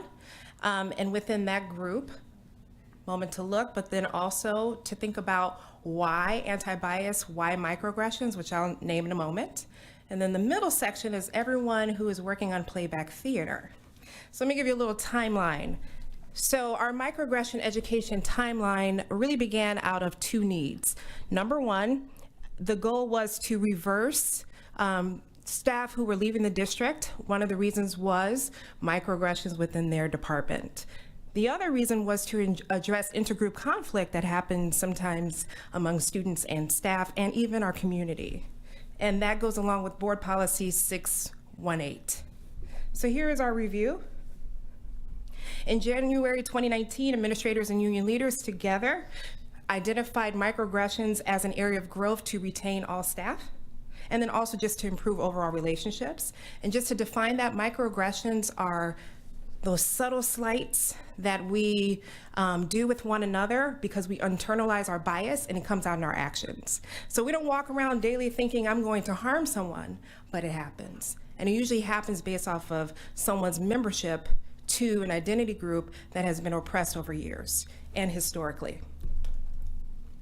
In January through May 2019, we created tools, tips, and strategies to address bias that was included in the HR manual. And in the HR manual, there were 6 identity traits that we looked for new candidates, and then also criteria to be on interview committees, which was going through anti-bias training.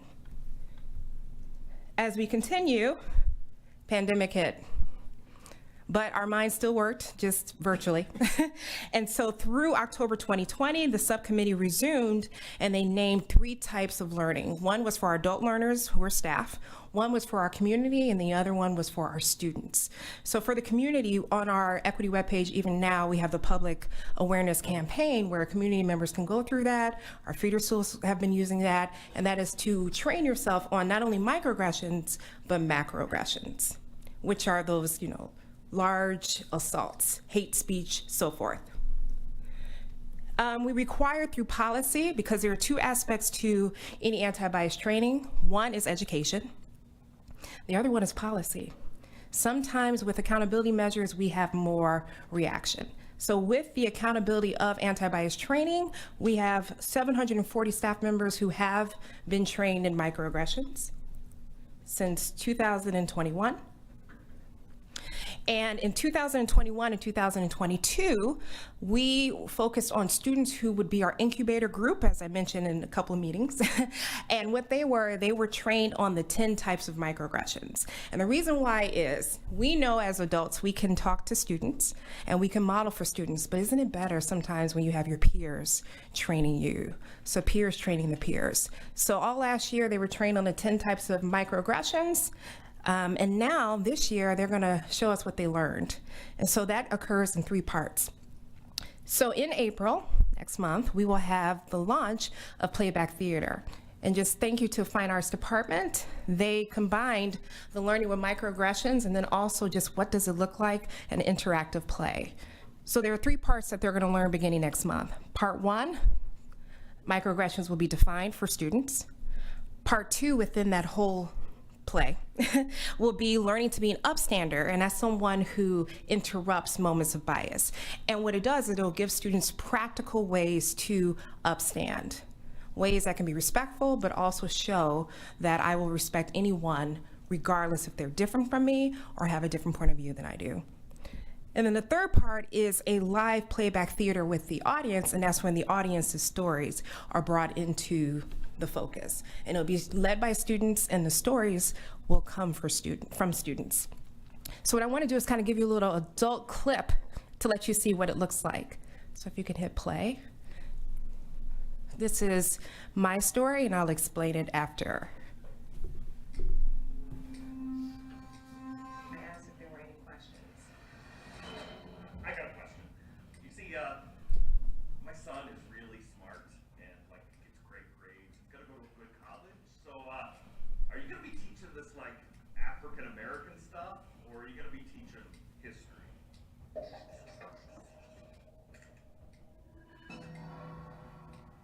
do I do? What do I do? What do I do? There were so many thoughts going on in my head. What do I do? What do I do? You gotta say something. What do I do? What do I do? You gotta say something. What do I do? What do I do? What do I do? What do I do? Enough!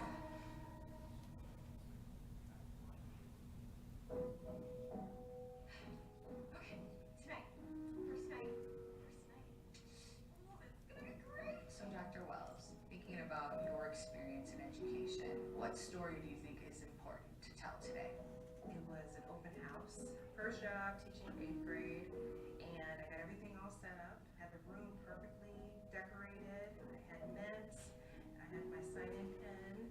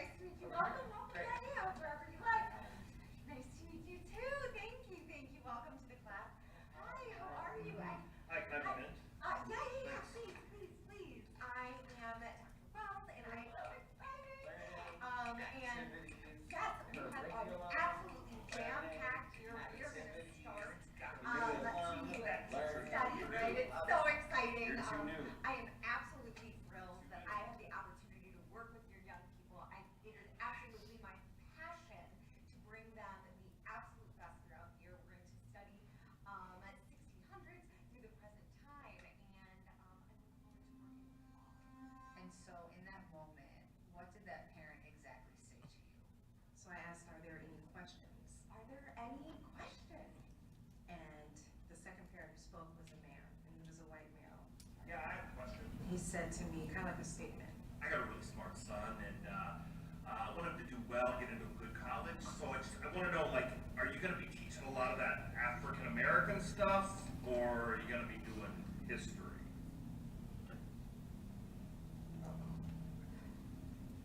You're black. Is it that African American stuff, or is it history? You're black. What did you say? African American stuff or history? What did he say? African American stuff or history? What did he say? Thank you, sir, for that question.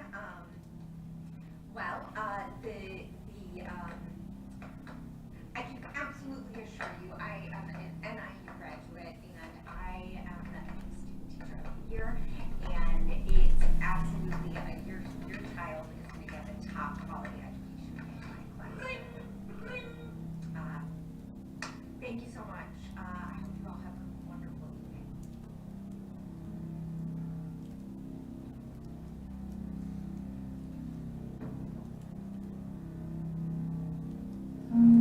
What happened next? There are many parents who were very loving, very kind on their way out. There was one parent in particular, it was a mother, and she said, Just wanted to say, I think my son's really gonna love your class. she knew what was needed to be said, and it kind of felt like someone had empathy for the moment I was in. I didn't just experience that by myself. What could have happened? Any questions? Are you going to be doing that African American stuff or history? Excuse me? I mean, come on, it's an honest question, right? What did you mean by that? It was history. No, I didn't mean anything.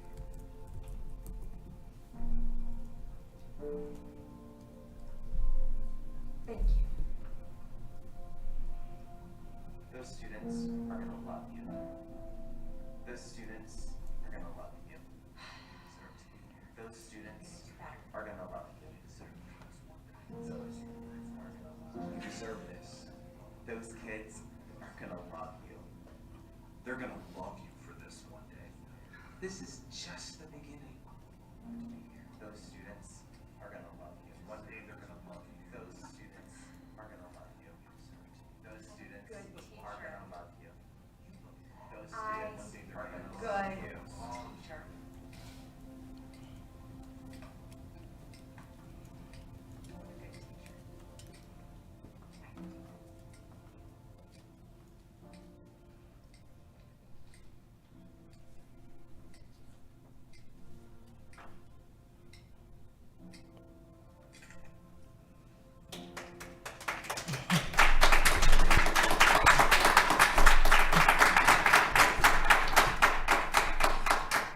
We're not supposed to talk to the audience, but thank you. That example obviously is a story that happened my first year of teaching. And I bring that up, I mean, there's others, and just like everyone here, I'm sure has some as well. But I remember just after that open house, making sure the next year I left no room for comment, no room for questions, because I didn't know what I would be asked. And that became like a part of just my experience as an educator and as someone who identifies as Black. There are different microaggressions that are not just race-based. Mine obviously are going to be more race-based, because in my experience in the United States, being a Black woman is a way that I'm identified more than any other aspect to me. Whereas we had other students and staff who identified language, they identified being treated as a second-class citizen. Everything I'm saying are different types of microaggressions. So the one you saw was an example of ascription of intelligence. It is a belief that people of color may not have the same academic ability as everyone else, but there are others as well. There are some such as heterosexist, sexist language. There are ones such as the myth of meritocracy, which is, well, Oprah made it, so you can too. Not thinking of systemic issues. So the purpose of the microaggression playback theater is when we modeled with students using like that example, they created their own. We didn't tell them what to write. We had them like just brainstorm, talk, and there are moments where we actually had to bring in social workers and have students just kind of process what they went through. And so what we're hoping in a small, intimate space is we're going to start with our freshman students, which will be in April. Next year, we're going to expand it where it'll be freshmen through seniors. And we're going to also do a buddy system in terms of learning about how to interact with one another. Because what we're basically seeing is hurting children. And if you are hurting, you can't learn. All the research says that if I don't feel safe, I will not learn. So we want to make sure these babies can learn. So that is the end of my presentation. If you have any questions? You said that you had brought in a psych and a social worker in because of some of the emotional things that was going on. Is it maybe a good idea to have a psych or a social worker in that setting already because of some of the emotions that can come out, right? And so it's kind of like something we did in equity training that you have that conversation and you kind of put yourself on that scale, right? And so that can be a little traumatic to some people, right? So have you thought about actually having a psych or a social worker in that setting just in case that is there? Yes, they have been there. The wonderful Felix Caceres and then Glenn Sevier, they have attended every space. It was our initial one that we're like, okay, we need to ensure. Because we thought if they just saw like my story, because they saw that video, that they would have empathy, but just the impact and the stories that came right after of just their different experiences. So yes. Just kind of coming off of that, is there somebody that we're gonna set into that consistently so that we know that they're always there, or is there a way we can have that just to make sure that we have the students that just in case they want to have that conversation or need to talk to a psych or a social worker that have that opportunity to do it and not have to kind of wait, right? Or let's say the class is over or something ends and then that break period, something can always happen, right? So, but to capture them at that point in time is probably the most important, one of the more important things too, right? Just to, so that they can identify what they're going through at that point, so. You are correct. They will be there at the playback theater. Thank you. Thank you. They were even there for staff on Institute Day because we did the same thing. So do the SROs go through this kind of training? Right now, our SROs, they can go through the training. We have opened it up, but this particular training has not been opened up to them yet. We've still been working it through students. I have no problem with that. I think it's crucial that they do because they are part of the community. They're in contact with the students. And, you know, when we talk about accountability, they do hold a certain amount of responsibility to make our different groups of our students feel welcomed and as part of the community. If they're not trained, I feel like one good part that speaks of authority is not being held accountable. And that speaks to everything that's happening in the community outside the school. And we're bringing a group that we say they're the authority, they're there to create peace if there is none. And if they don't go through this training, I obviously don't know how you could actually say, you know, you're out. And I'm all for that. I mean, I've been speaking about this. And also, some of the schools, I mean, two names come up all the time. I'm going to name anybody. Two of the teachers' names comes up by students. That makes students incredibly, you know, uncomfortable making comments constantly. And, you know, I want to make sure that what we're doing, which I fully support, that we follow up with, okay, you've gone through this training, but you're not following, you're not learning. What do we do? And I don't have an answer for that. I just thought, you know, this should be talked about in public as well as, you know, amongst ourselves too. There has been suggestions to make microaggressions policy. That would be something that the leadership team and everyone would have to talk about and discuss, but that could be one way.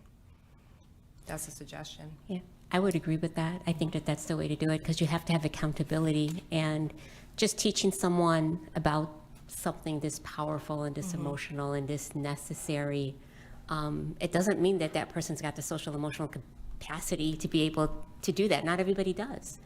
And so I think policy would hold everyone accountable. So I think that that is something that we really need to explore. I would fully support, at least I would love to have it, but obviously I can't do that on my own. we would definitely have to have a discussion about that. a board Because decision. if hate is learned, then I'm sure there's a process of unlearning. Yes, 100%. Policy and education. Great presentation. Thank you. Was impressed with Andy Sinclair's acting. That's the first Oh, time I saw yes. him. That's why I cast him.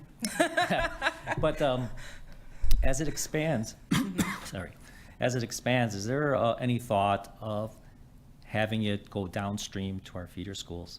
I would really love to see this type of learning taking place at a much younger level. You know, it's tough to break microaggression habits that have occurred for so long, and I think the earlier we go, the better it'll be for the entire township. So I agree. Yeah, if you have that opportunity to expand, I would, or at least maybe partner with some districts that are open-minded enough to work together with us on this. I think it'd be great. What I've observed about the Fine and Applied Arts Department, they are always ready to go. And if any feeder school would like to partner with us, we'll extend that. But if they'd like to and like us to come perform there, we can get permission, things like that. I know they'd be down for it. At what age do you think it's appropriate to engage I think, like, for instance, I would say middle school or higher. I wouldn't go below middle school. Even though we should always learn about bias and so forth, I think just the way in which, because this comes out of research from UCLA, and so it's college level, academic level, but we have adapted it for high school, so we could adapt it for middle school, but I think below that would be maybe not the 10 types of microaggressions, but just what are harmful words? Who are the identities that we hurt and attack? Because I know some of the feeder schools in 4th and 5th grade, they do have some sort of a starting to have the children learn about slurs and Oh, that for power sure. words and stuff. Yeah. So that's appropriate for that age level? Macroaggressions, hate speech, hate symbols, gestures, that should be learned immediately. Microaggressions, I would say, is so nuanced, it's sometimes harder to pick up on for younger students. But I mean, I defer also, like if we talked with elementary teachers, and if they can figure out a way to adapt it, I could partner with them. I'm always open. Maybe as a suggestion, Yeah. because we have a CFC that goes on, or the older version of a CFC, you could reach out to our 2 districts that we're actually working together with right now. And maybe that might help you kind of start that, because they're already following, you know, the whole protocol that we're doing with them and trying to make sure that our students are whole as they continue through the process. So, you know, maybe those 2 schools might be a good start for you to kind of reach out to and kind of go from there, because we're already in a partnership with them. So might make it easier a little bit. Okay. I wanted to just give you a story about my daughter's experience, and she was like, I think in 3rd grade, for food for thought, just in line with this conversation that we're having, what age should they start? My daughter, I believe, was in 3rd grade, and she came home crying, and I said, what's wrong? What happened? And she said, one of the students in her class said, people with accents are dirty. People who speak with an accent are dirty. And her grandmother has an accent. And so it really shocked her universe, her world, you know, that was like something. So when I see children react that way, it just, you know, at that point in time, what I thought to myself, I'm like, you know, I told her, I said, well, that's not true. You know, people have accents for a variety of reasons. A lot of people have accents, and it's because they didn't learn English at such a young age like you did. So calmed her down. But my point is, they're 3rd graders. It's coming from the homes of these children. And I know you can't do anything at that level, that's at the home, but at the school level, I think we could start even younger. And from my experience, it seems like we could start younger and making a difference at a younger age. Well, we do know in the state of Illinois, bullying is, you know, anti-bullying is obviously part of state law for schools. So usually people are bullied based off of their identity grouping. And if we go back to history, it's usually based off of race, off of gender, off ability and so forth, income, language.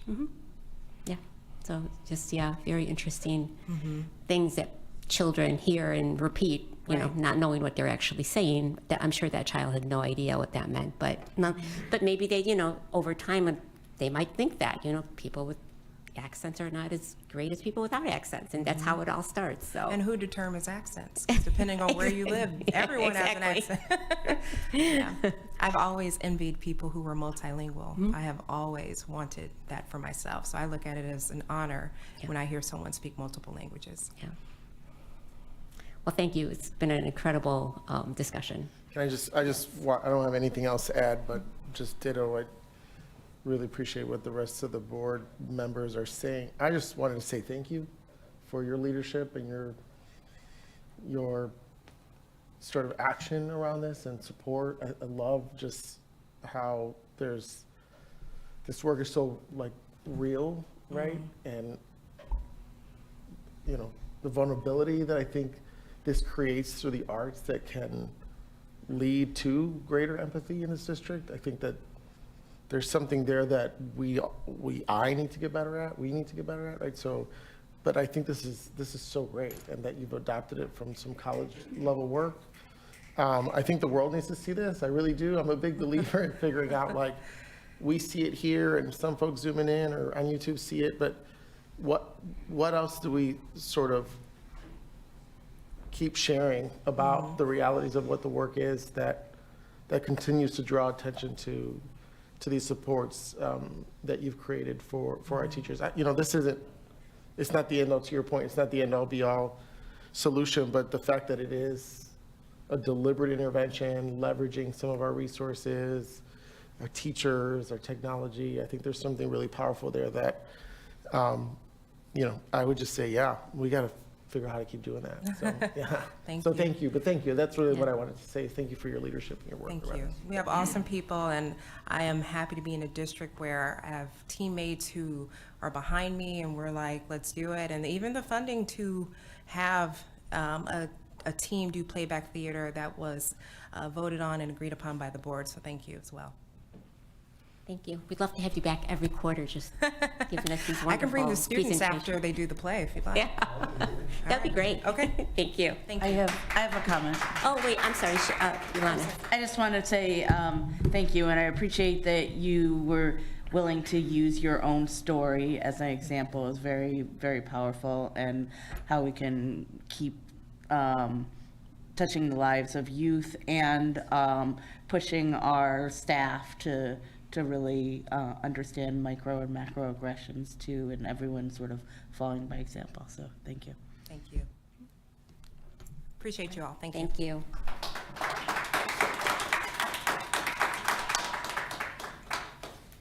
All right. I was going to say, should maybe take a little 5-minute break, maybe? Let's do a 5-minute break. Is everybody okay with that?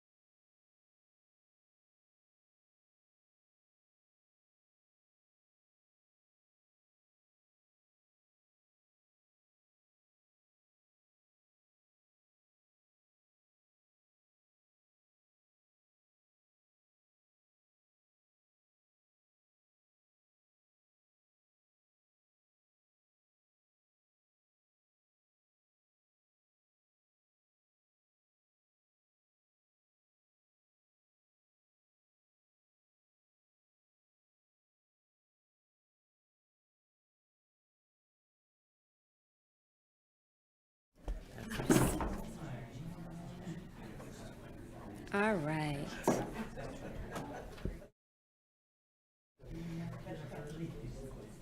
I just want to give everybody a status update. We have 7 more items for those who are keeping track. So you are the next item up. So our next item is late start date proposal. It's a discussion and action item. May I have a motion for the Board of Education to approve the DEC recommendation to implement 1 late start day per week beginning in the 2023-24 school year as presented? May I have a motion, please? So moved. Thank you. May I have a second? Second. Thank you. All right, and we will have you guys go ahead and give us your presentation, and then I'm sure people will ask questions. Thank you. Thank you. Oh. Yes. Yeah, no, well, we're all going to participate here. Yeah, we're all going to participate. So this actually follows up really well to Dr. Wells's presentation. Board, as you know, when we discussed this last month, a part of this proposal is a work that's been in progress for years, even prior to this board, right, from my understanding of the history of the district. But at our strategic planning and meeting groups that we had a few years ago in creating what the district's under now, one of the critical areas, in particular, this was my group that I led, talked about collaboration time and professional development time being needed. Now, you heard Dr. Wells talk about a lot of the work that was launched came right around that time of 2019 when some of our strategic planning was also beginning. And there was already an early identifying need by both administrators and teachers that professional development time was just needed for the growing amount of initiatives that were coming and the goals that the district is aspiring to achieve. So as you've heard, this district currently in 2023 has conducted training that is attempting to reach every single employee every year, whether it's at the base level, entry level professional development towards equity and equitable teaching practices and grading practices every year. We are pulling teachers out because we need them to be part of that training, and so they are subbed out of class. As we increase potentially other programming initiatives, that's only going to increase. The other aspect about this, and part of why this team here, as the Joint Evaluation Committee, comes to the board, is because a part of the evaluation process is student growth. And the way we feel as a team, I think I'm okay saying this for the team, is that if we're not about student growth as part of what we represent as a district and what we stand for, then what are we doing? So in that journey, the union, and as part of this committee, along with the administration, has agreed that let's look at a model that really allows us to go after reaching students at that individual level and talking about their growth, talking about the way students learn individually rather than a high-level perfunctory test that's applied every year. And I don't want to get too much in the weeds. I want to leave time for everyone to speak because that's a very smart team of people there. But for me, when you hear and saw what you saw prior to this presentation, and if that's what you liked and that's what you believe this district needs, then our district needs more time for our teachers and our administrators to work together to continue down that path. It's not just the same stuff that we're talking about doing, but to make the change, that time is critical and necessary. I know there's a lot of stuff that has been provided as feedback. Well, there might be a loss of instructional time, or there might be a loss of this and that. And part of that, though, is when you provide this time for everyone to work on without being pulled away from their students in the classes, you're actually gaining the time. You're actually gaining quality instruction, quality assessment. So I'm going to leave it there and let this kind of hand off at this point to the team, and we'll all be kind of hopefully answering some questions for you based on the last meeting we had as well. Just one additional comment before we go over the draft FAQ was you'll notice a shift, right? Last month we talked about an early release. The board asked us to survey our community to get feedback from parents regarding the proposal. And the data that was coming back was highlighting, and not surprising, the need for sleep for teens. And so a lot of the preference was for a late start. So that is why the team came together and said, we were asked to survey the community. We know we need time. Time is really critical. And so we're here to meet the students' needs. So let's shift the proposal to a late start. So that's why you see a difference in the proposal.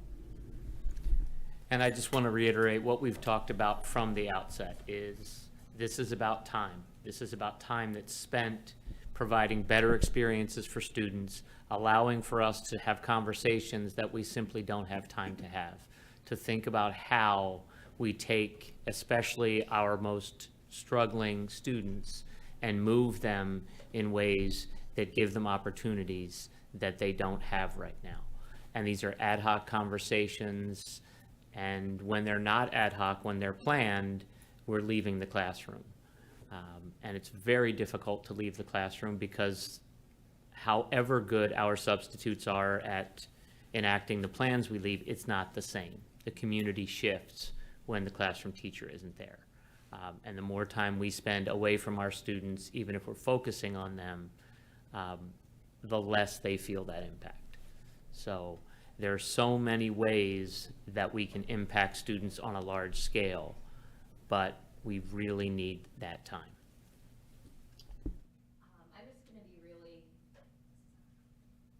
I'm just going to be really kind of direct. I know we talk a lot in this district about altering the racial predictability of achievement. We talk a lot about equity. We talk a lot about how can we serve all of our students, our most vulnerable students, our underserved students. Teachers and administrators, to echo what Tom shared, need sustained weekly professional development time to collaborate on these initiatives, existing initiatives, and also to make progress towards these goals.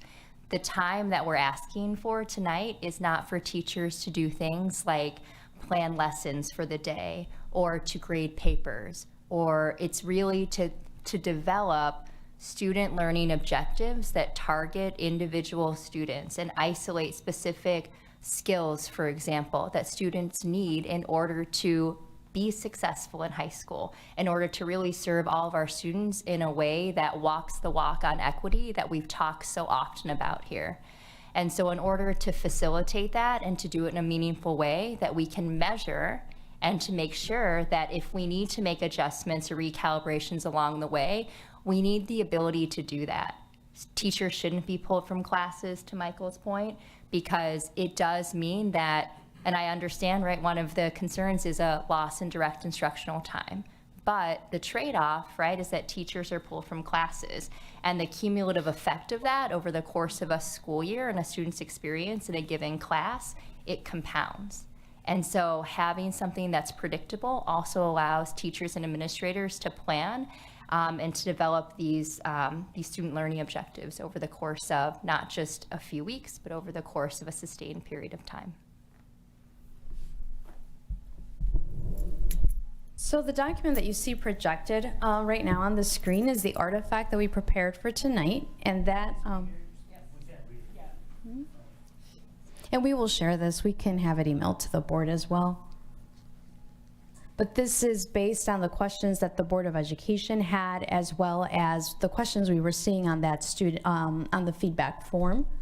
So, you know, it's a draft, I want to point that out. It's also a working document, so there's still more information gathering that we are doing, and then also it's subject to revision based on what the questions are that continue to come up. So, you know, without reading it for you, but it does, you know, just start with just articulating when will this happen. We're proposing weekly on Wednesdays. What the schedule will look like. We are asking for the 90-minute late start schedule. There was a question about can it just be 60 minutes, and we do have a justification for that because we do want our teachers to have the opportunity to work in an actual professional learning community on a weekly basis. There was a question about impact on finance, and no, we're not going to require additional staff for having the late start, and we don't foresee any significant impact on transportation home for students. Those are the sender districts that currently do have a late start. We do have the area high school districts, we do have lists of who is doing a late start and who is not, but we provided the information because we do know that most of the high school districts have designated a weekly professional development time, and we are actually in the minority for not having that. So we include various pieces of information. Again, I want to remind the board that this is a draft. Some of this may be removed. We may need to add additional, depending on what's needed. Another question that we encountered was the impact on student attendance, and that was student attendance data that was pulled. We noticed that most student absences and tardies are during first period on Mondays and Fridays, so this wouldn't be a good day for us to do the late start. And then we also have averages for student attendance data. I'm sorry, Melissa, would you mind? Yes, thank you. Sorry about that. We have actually pretty high average attendance attendance rates for those late start days. So that was interesting information for us to look at. And then feedback that we received from the families surveyed. It was pushed out via Infinite Campus to all parents and posted on the website. And the parents providing the feedback, we saw overall support for having this consistent professional development time. We did see a split between the preference for early release versus late start days. The people who were in favor of the professional development time were citing the late start days as a preference. Of course, we kept on having more information coming in and things were changing, so I do want to be very transparent about that as well. Sandra, while you're at that part, do you mind if I just provide a little more context to that survey? Just so you know, we shut it down today. So we've left it open and feedback was coming in up to this board meeting. There were approximately about 70 respondents and approximately, I would say about 38 respondents, if not more, are actually in support of the late start. Just FYI, I know as a board you are a representative of the community, but per the survey, the data is showing us that more than half of the community that responded and took time to provide us their feedback said they were in support, and as Dr. Adegain said, alluded to, maybe a late start, please.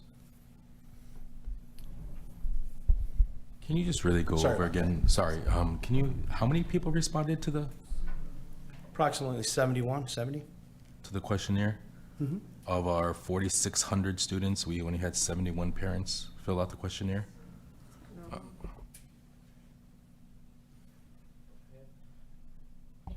Just a general comment, and this is just speaking for myself. As a board member, I don't appreciate getting abridged information, and I recommend on future surveys that I would like to see the raw data.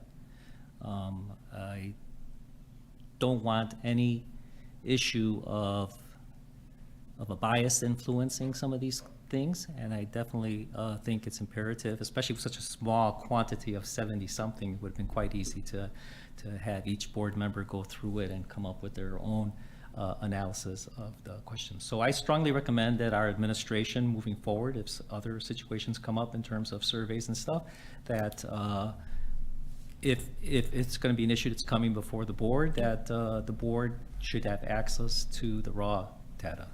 I would second that as well.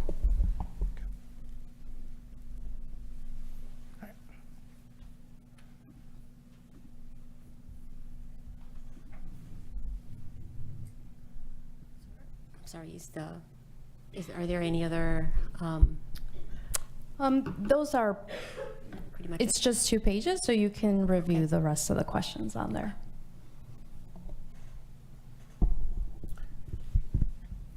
I also believe the board was curious if there were other surrounding districts that were conducting either a late start or early release.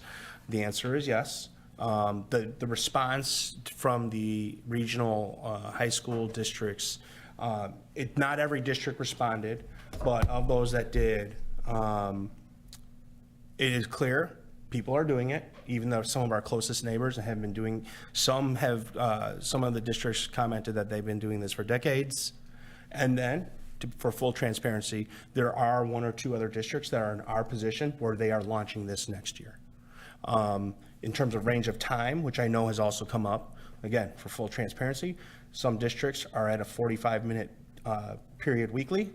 There is a district right in our backyard that's at 2 hours weekly. So I think you'll see that personally, based on the data and the comparators to our region, I would say we are actually behind. Some of the districts we often like to try and compare ourselves to and compete with in the conference even are doing late starts or early releases on a high frequency. Or excuse me, for a while. Which schools are those? So some of the schools that I'm talking about would be like the Glenbrook High Schools. And by the way, Wednesday was the highest amount of responses that they are using, which would make sense, especially in our situation as well. And you can see we provided some data on student attendance for you in the FAQ. And then, so other districts, Evanston Township has a weekly release. Leiden, which is not too far from here, also has a weekly release. Oak Park, River Forest High School, Highland Park, Deerfield High Schools. I mentioned the Glenbrook High Schools. So are those the only schools in the entire state that are doing that? No. You're just giving. No, this us is an regional empirical data that I reached out to some schools to ask for what they're currently doing. DuPage High School, DuPage 88 High Schools also conduct weekly release time. So you were talking about there's been some districts that have been doing this for decades. How have they measured their progress? What are their metrics for success? What are we knowing that if it's a failure or a success and how it fails and how it succeeds? What's our timeline look like? So, okay, so David, I don't know all the answers about all those other districts. Here's why I know we're proposing this. We're proposing this because, to your point about metrics, this is going to be focused on student learning objectives, which is part of the teacher evaluation process. So in terms of metrics and accountability, this is built into 30% of the teacher evaluation per state code. The other piece to that is there's going to be a collective ownership as well. When they talk about accountability, this is also a reflection on leadership, the administration, our building principals, our directors, our district office. This is going to be a shared accountability for everybody. And I'm pretty sure I'm speaking for Mr. Moore when he says, and you've heard him say it here, the buck stops here in this chair when he's sitting in it. And student growth is a measurement that you as a board can also talk to him about. And this will provide the board, and this will provide everybody an opportunity, as was mentioned, to have these conversations about where we're succeeding and where can we do better. I think in furtherance of that, to ask a question, and it's akin to saying, who else is doing this? Because there are such disparate needs in different districts. So how you measure it really is our next year is going to be about SLOs. And we'll have a very clear measure of that after we do that work. What happens after next year? Well, maybe the SLO work isn't done, so maybe that extends another year.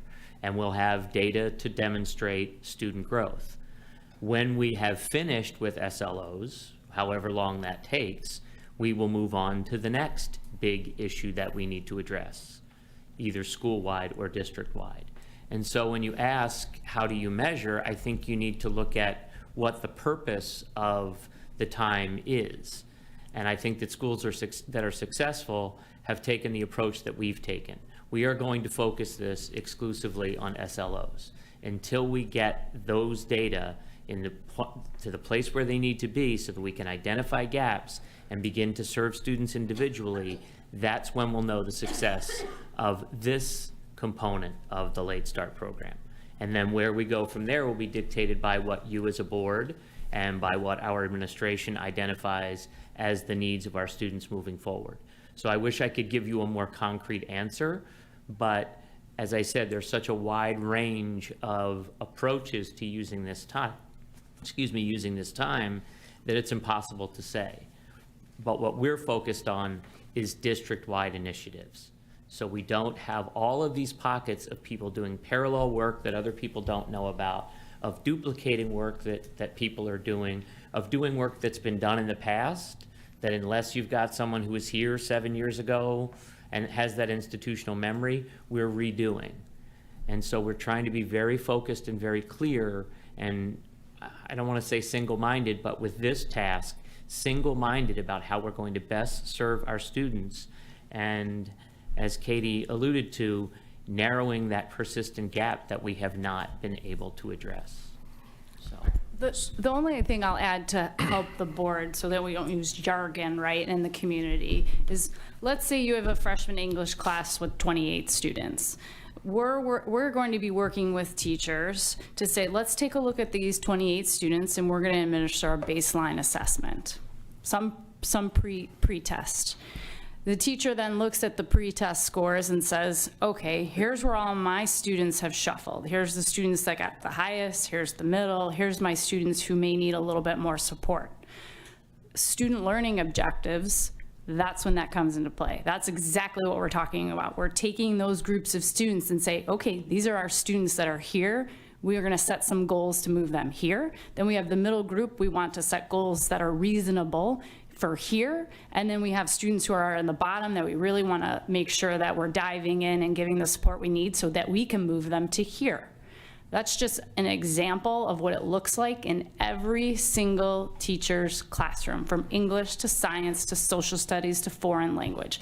That's what we're looking at, student growth. And that's the metric we're talking about as a district versus a SAT assessment that is not really touching what's happening in the classroom. And that is why this is imperative work to do. Then you're taking into account all of the equity work that we have been talking about as a district. You're accounting for what students bring to the classroom. And I think the other piece of that, if I may, is that's not me as an English teacher with 5 sections of 28 students. That's me along with the other 6 people who teach freshman English. And we're comparing, okay, so this is what you've done, this is what I've done, this is the success I've seen. How do we replicate that success? Because I may approach those students who are struggling very differently. And my colleague down the hall may be doing a significantly better job.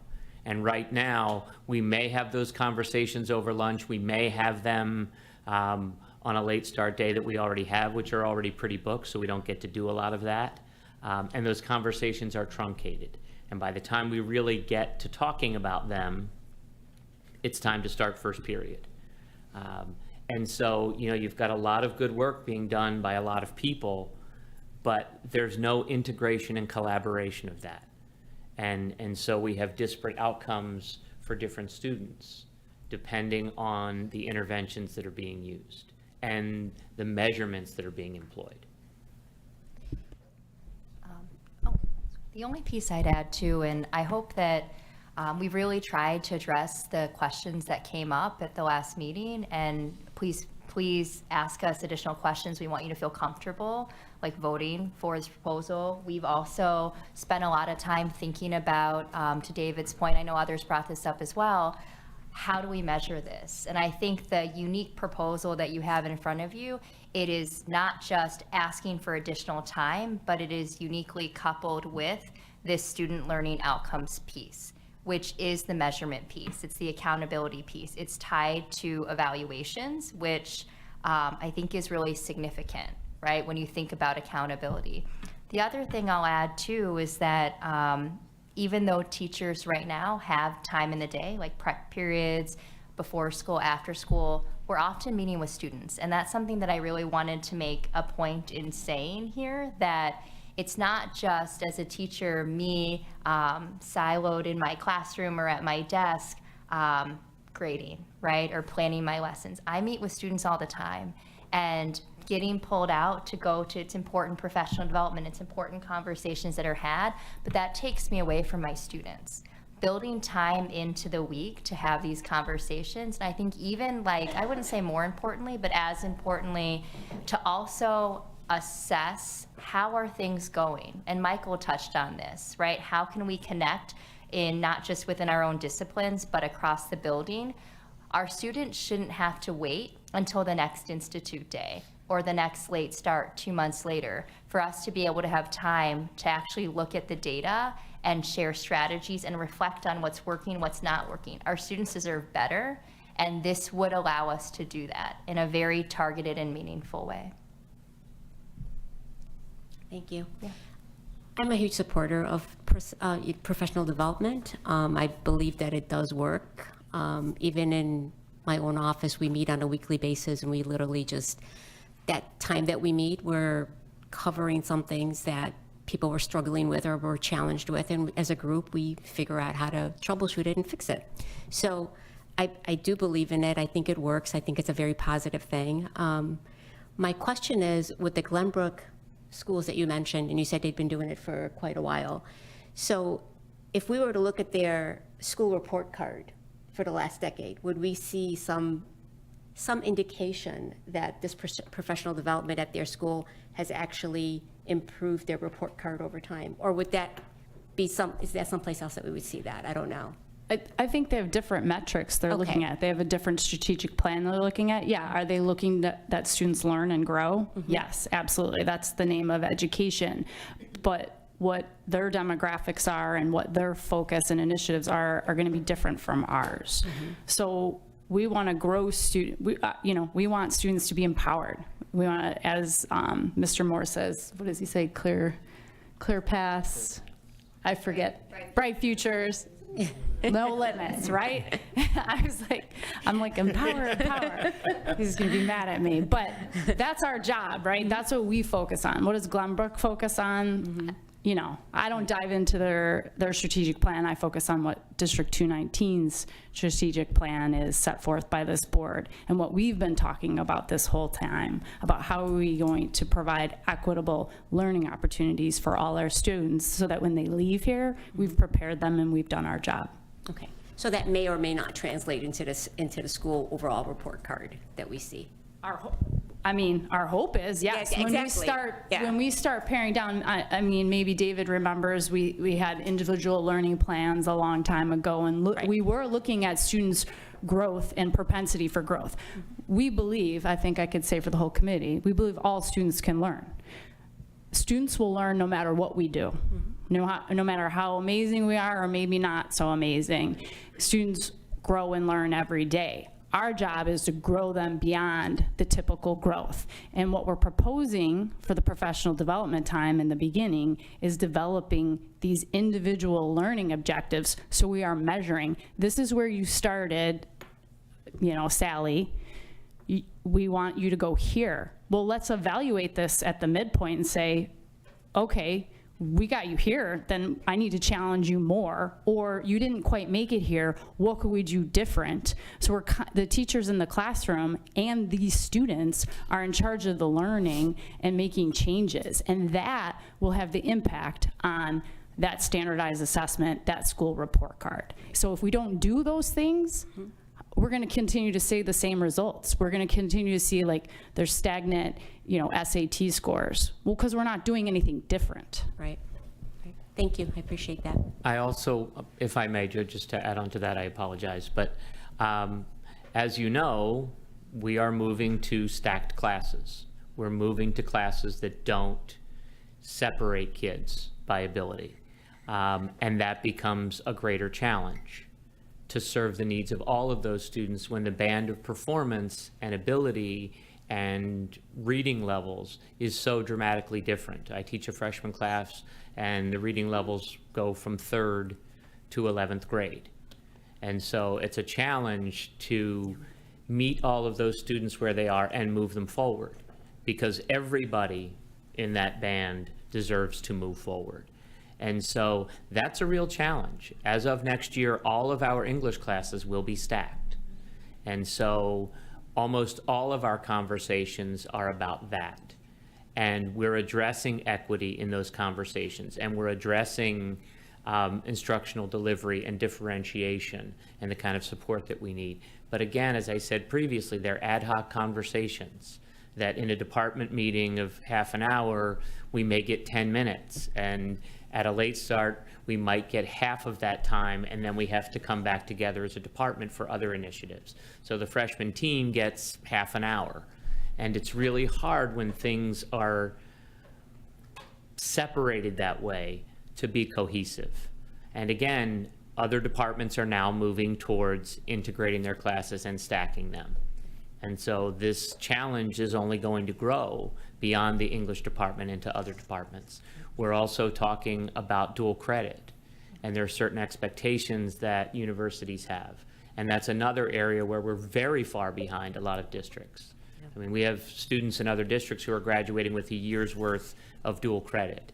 And when we talk about our students with financial need, to be able to have to pay for 3 years of college instead of 4 is a huge difference, is life-changing.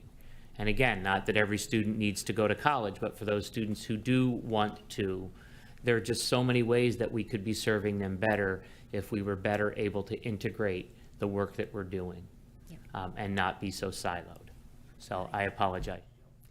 I do believe that this ultimately does lead to working smarter and not harder. So like I said, I'm a huge supporter of it, but community members have a lot of questions. Joe, go ahead. Thank you. So since your presentation a month ago, this has been the top issue as a board member for myself.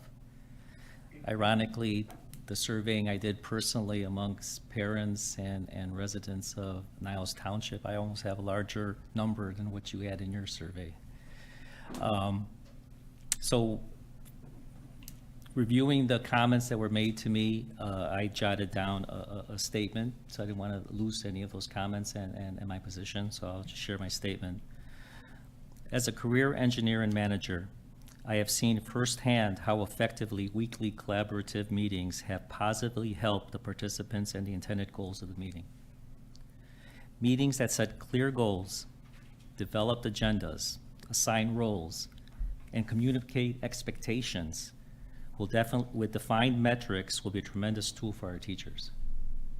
I have also seen collaborative meetings fail miserably for various reasons, including lack of clear objectives, lack of preparation, dominant personalities in the meetings, and lack of interested participants. Metrics for collaborative meetings are essential. By tracking metrics such as meeting attendance, action items completed, improvement in student outcomes, which you just eloquently talked about, participant satisfaction, changes in teaching practices, and improved communication, it is possible to measure the success of a collaborative meeting and make improvements as necessary. Please note that in your last presentation, there were no metrics that presented empirical measurements of the results of your proposals. And even tonight, we don't have any empirical measurements. I mean, I understand the goals, we were establishing that, but the metrics to reach those goals or to measure those goals or set a baseline still has not been established as of right now. Okay, as a parent that has had 2 children complete their journey to D219, including 1 child that had IEPs, I cherished every 15 minutes of speech and physical therapy that we were able to add to his schedule. I believe that most every parent would want more teacher-student time, not less. I hope the DEC understands why this proposal to take away the additional 45 hours per year per every student has been so universally rejected by so many parents that commented and wrote to the board. As an elected board member, it is our responsibility, and I'm speaking to all our board members, as elected board members, it is our responsibility to make sure that any proposed change to the school day and classroom time be student-centered. And I believe this has some student-centered elements, and I'm very pleased to say that. However, I will oppose this motion as currently presented, and I have an alternative proposal, which I believe satisfies many of the issues that I addressed if we go into new business, or if we could, I don't know how to add it into this time, since it would be an alternative proposal, and we already have a second and an item on the floor. So that's my position. Can I just some of my thoughts, because I think I have a few thoughts that are, hopefully they'll land in order in some way. The first is I do respectfully caution how we think of the success of our students in this district on state report cards. We just got to be careful. Like if the end goal is to impact math or reading, that isn't enough, right? We're serving a population that is within those numbers that is often left behind. And what I think I'm hearing today is a solution or a proposed path to a solution that is data-informed, that will be data-informed, that allows us to dig deeper at the learning interventions. You might be able to answer the question, do students graduate from District 219? You can answer that from the student report card, but you cannot answer the question, are students learning in District 219? I think that this proposal is asking us as a community, as a board, as an education, as a full-on group, to think about not wraparound services interventions for students. That is important. We need our students to persist. We need them to be there. We need emotional intelligence. We absolutely need equity. We need to think about clubs. We need to think about the deans. We need to think about advising. We need to think about all the things that create a sense of belonging for children. This district is doing that, and it's getting better at that. But in my time on this board, I feel like this is the first time we're saying,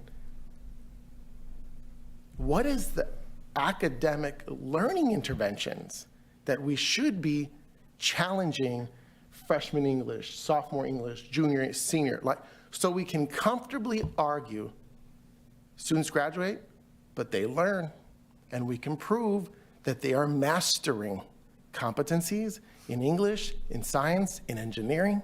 Right now, I don't think we can say that, at least from what school report cards tell us. I think a path forward for this district, I think, is very innovative. The district that my children are in right now, they have a Wednesday late start.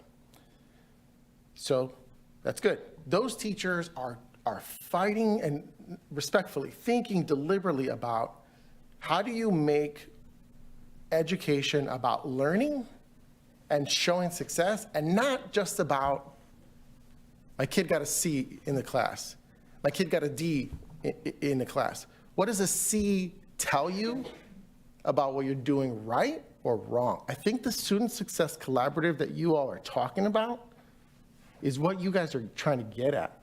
I would challenge you to say, fine, if you have this time as teachers where you're looking at learning and academic interventions, that there is a data, dialogue, informed something that you're all holding yourselves accountable to get at. Because we will come after the question that says, cool, how do you know you're making progress with these specialized populations? Because you've had this time.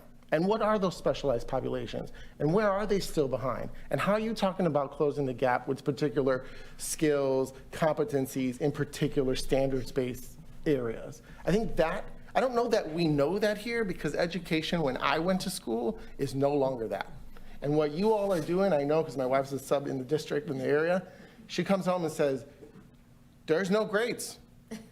There's no letter grades in some of the district. It's all standards-based. And your child should be able to tell you whether they're mastering or not. And what you all are trying to figure out is, for the kids that are here lower, how do I design interventions? For the kids that are here higher, how do I design? And what we're asking for is, fine, if you're gonna do that, show us the money, right? Show us the proof. Right. I can't be quiet anymore. We can't set a goal that says every student is in freshman English is gonna get an 80%. But we are gonna set goals. These 5 students, their baseline might be at 20%. I hope not, but let's say it's at 20%. Then our job is to grow them to, and we're gonna ask our teachers to set a reasonable goal so that we're not setting them up for failure. And again, we cannot lose sight of the fact that the teachers in this district are on board with this is part of their evaluation. Right. Like, they're gonna get an evaluation and say, if you're not growing students, because we have data behind it, if you're not getting your kids from 20% to 50%, and I'm making this up, okay, that's gonna be evaluative. And they're taking a risk, and they're trusting this district, they're trusting their union colleagues, they're trusting me as an administrator who's been here for 23 years. I equate this to special education. We've been doing this for decades. We set individual goals for your student to say, we have metrics. So-and-so will grow, 5% in reading. And we're held accountable, and each benchmark has another metric and another metric. That's what we're saying. But I can't tell you, I'm asking his class to, every student has to get 80%. That's not equitable. We have to look at where students are and grow them at their propensity. So yes, there's metrics and there's accountability more so now than we've ever had before. So Could I ask a real, I'm so sorry. Would it be helpful for the board to hear like an example of an SLO with metrics? Is that helpful? That's not helpful? the problem. So I've been on this board for a decade, and we've heard all different schedulings, from block scheduling to do this, to do this. We've tried to piecemeal a lot of things. It's always like, as the proverbial, putting lipstick on a pig, right? Or putting a Band-Aid over something to just give you a temporary relief, right? If we're gonna do this and we wanna be all in, I think all the board members that are sitting here has always been about for the students and how can we make sure that we have a successful district in this district, is by adding it to the current schedule right now, it doesn't seem to make sense. It doesn't seem to apply to certain ways. Hearing other people talking about how in other districts they're already doing block scheduling or doing this, is that a different way of approach? Is there a different way that you can do this, to add this, to change up the way this is? Because all the conversations that I hear from the parents, the hundreds of parents I've been talking to, they're like, why are we still on a schedule like this? If they want to do this, why don't we add more school days, right? Why don't we become a 260 school day year, like what they do in Asia, right? So these are things that are coming about, and these are the questions. And I don't think we're trying to question why you want it. We understand why you want to do this. We all want our kids to be successful, right? But is there a better approach? And that's why I keep on asking for the empirical data. Where is the data? And then, Bridget, you were talking about how when you compare us to like 225 or whatever, their strategic plan is different, their mission statement is different, their makeup of their students are different. Same thing happens in this district. So what would be the best benefit for us? I don't care what Evanston Township High School is doing. I don't care what District 225 is doing. I don't care what 207 is doing. They're not us. I'm not on that board. I sit on this board. And my job is to make sure that every student has all the successful traits and everything else that they can have. I'm not trying to fight you on this. I'm just trying to figure out, is there a better wheel, right? We don't want to reinvent the wheel, but at the same time, is there a more modified version or something else that we're looking at? And I feel like some of the board members on this, myself included, it feels like we're going back to this thing of, we brought this agenda up maybe 2-3 meetings ago. If we're going to change the direction of our district, the way our kids are learning, the way we're going to sit there and fundamentally allow our children to do and go into these processes, I think it takes longer than a 3-month meeting just with our board, right? Well, I think we should have deeper conversations and constantly add that to that. And I'm not saying that we haven't had that, but I just want to make sure that we continue to do that, because we do trust our administrators. We do trust the people that are there. That's why you guys are here. We just want to figure out, is this a piecemeal step? Is this going to be something that we used to do initially when I first came on, of when I heard the first superintendent tell me, oh, it's okay, if this plan doesn't work, we'll sunset it and we'll just spend another $3 or $5 million on it next year and a different program. And that was the mindset that it feels like I sometimes still feel like in District 219, we're a very well-funded district. Oh, it's okay, we have the funds. Let's just throw more money at the problem. And that's kind of what I don't want to do. I want to see the holistic, systemic look, and let's just say, hey, if the leg is a problem and we got to amputate it, let's just amputate it. Because if you leave it going, the whole body's going to die, right? So that's all I'm saying. So just following Robert's rule of order, I just want to propose an alternative, an amendment to your proposal. I definitely believe that teachers need more collaborative time, but this is the proposal that I'm presenting to my fellow board members for consideration. I propose that the board create a collaborative meeting stipend for the 2023-24 school year, and the board eliminate the 9 late start days on the current 2023-24 school year. The stipend will be voluntary to all teachers that wish to participate. The stipend will allow a 1-hour weekly collaborative meeting. This translates to between 35 to 39 hours of collaborative meeting time for the 2023-24 year, depending on which day of the week it's selected for those meetings. The weekly collaborative meeting times will be scheduled immediately after the end of the school day. Now, I'm open to this since it seems like late start or early, it doesn't matter. The 1 hour could be scheduled per the discretion of the teachers. Metrics will be established by the DEC and approved by the board to measure the performance and intended goals of these collaborative meetings. A detailed presentation will be presented to the board near the end of the 2023-24 school year to evaluate the metrics of this collaborative stipend.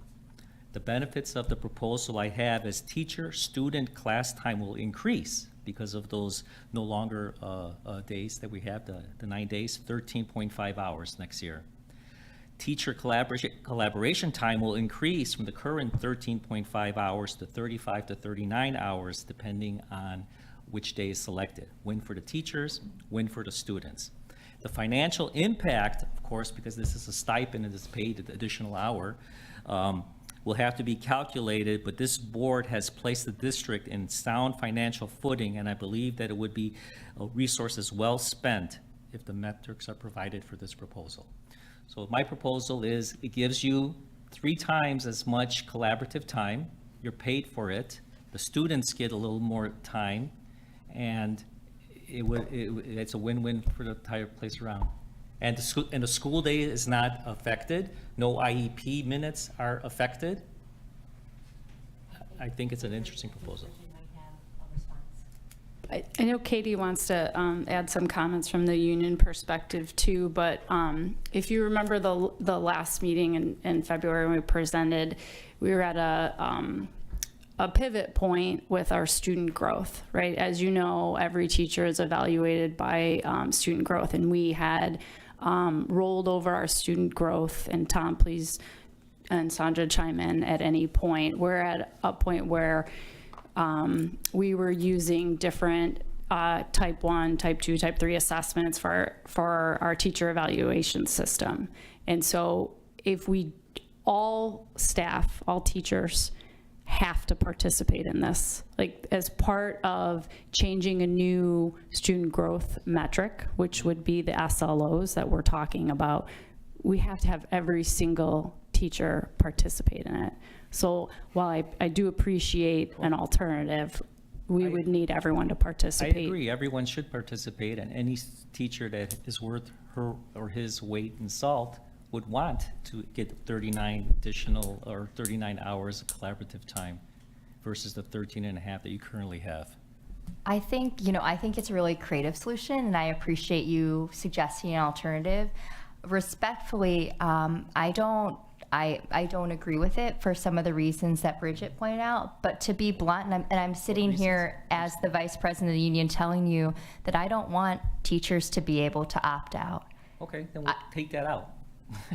But you also make it a mandatory. Respectfully, you also have to operate within the confines of the CBA and the existing language, and our students, you don't have contract negotiations until next year. Our students deserve this now, and respectfully, we need to be able to start to move the needle, start to think about not just empirical data, which I understand that's important, and you've asked for empirical evidence, but we really need to start looking at individual students and the learning that's happening and be able to measure that for individuals, not just a number and a test score. And I think Dr. Lopez was really eloquent in stating that. It's not just about the outcomes, but it's how we get there. It's also a process question. And so again, while I think it's a really creative suggestion, I think there are also a lot of pieces in play, such as what about people who have commitments coaching? What about family commitments? There are too many pieces, even if you're offering the stipend, that it doesn't mean that we can make it a part of the evaluation. And we need that in order to comply with para. Okay, well, stipends are created regularly throughout the school year, and I think the stipend could go to the stipend committee and be created without affecting the CBA contract. Right, but teachers can't be, teachers cannot be required to take a stipend. I want to be clear on that. And the proposal that's on the table, because it would be part of the contractual workday, and again, I'm here telling you this as the vice president of the teachers union, that it would be a mandated part of the teachers workday. we are on board with making this part of our evaluation because we think it is so important to move the needle on student achievement. And this is the path forward. If we really want to like do this together in a collaborative way, teachers need time to do this effectively, and we need to have an opportunity to do this right. It shouldn't just be another initiative that falls by the wayside. We just have such an opportunity here to do right by our students and to really kind of get into the weeds on what is the learning happening in our classrooms. How can we think about students not just as numbers or names on a roster in a way that is really getting into the weeds and what we should be doing for all of our students. And so I know it's a very impassioned plea here, but I just really think our students deserve this, and they deserve this now. You're right, our students deserve collaborative teacher effort of 39 hours per year, as the stipend would provide, without affecting any student at all in terms of the hours that they have faced time with their teacher. Yeah, and I will say that I think right now, I think what the part of our discussion is just a proposal. I want to make sure I balance the scale that for the board. I just want to make sure we bargain in good faith.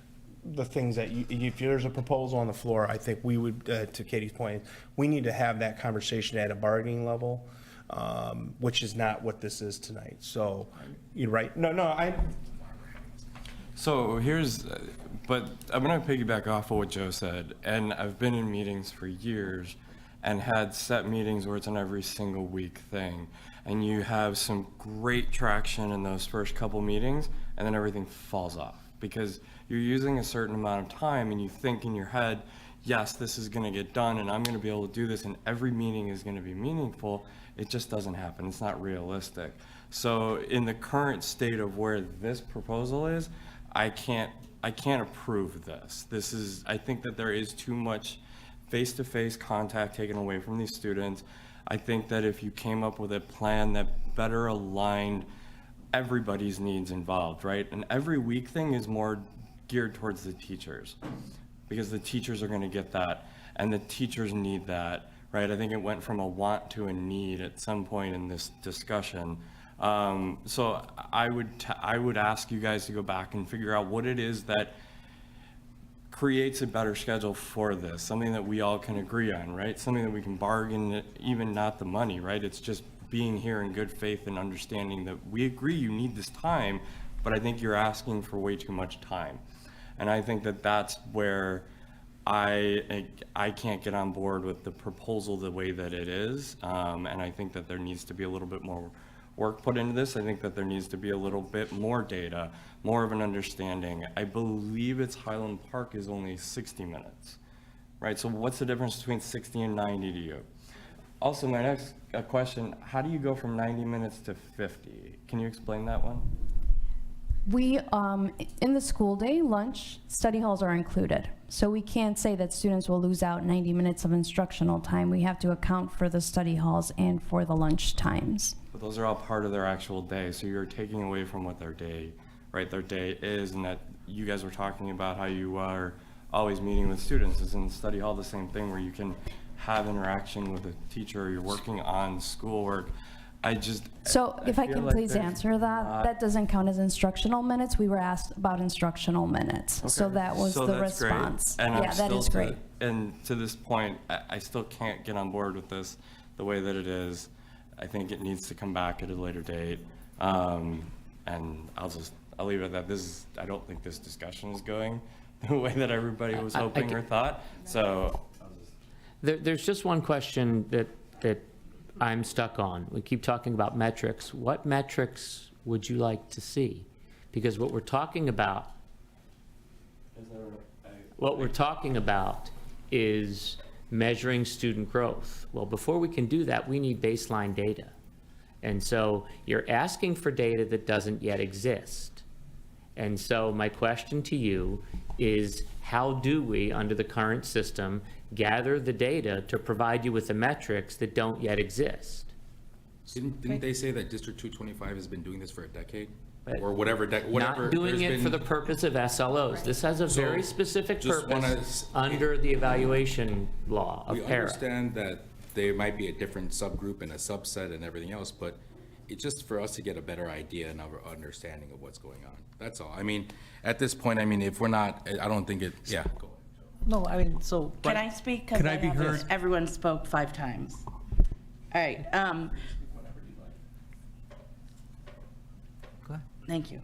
I just want to say that I know that the committee has put a lot of effort into it. We've sent, I think, 2 presentations. I know you're talking about the data, and I think the teachers know what they need. And I think that this could be very beneficial to students too, because you're thinking of the SLOs, the student learning objectives. Also, there's other ways that you're getting, you don't necessarily need the seat time. There's still, teachers are in contact with students. Just like college, you have the seat time and then the other hours outside. Just like the trades, if you're gonna go for your welding exam, you have your time doing the welds and then you have to go on your own. Also, this is really important that everyone has like either a late start or early start on Wednesday, because it's not just the teachers that are helping with the SLOs. We're including our education staff. We need the teacher assistant, we need our librarians, we need our counselors, we need everyone. And so this way we could have all people in the team to see the best needs of our students.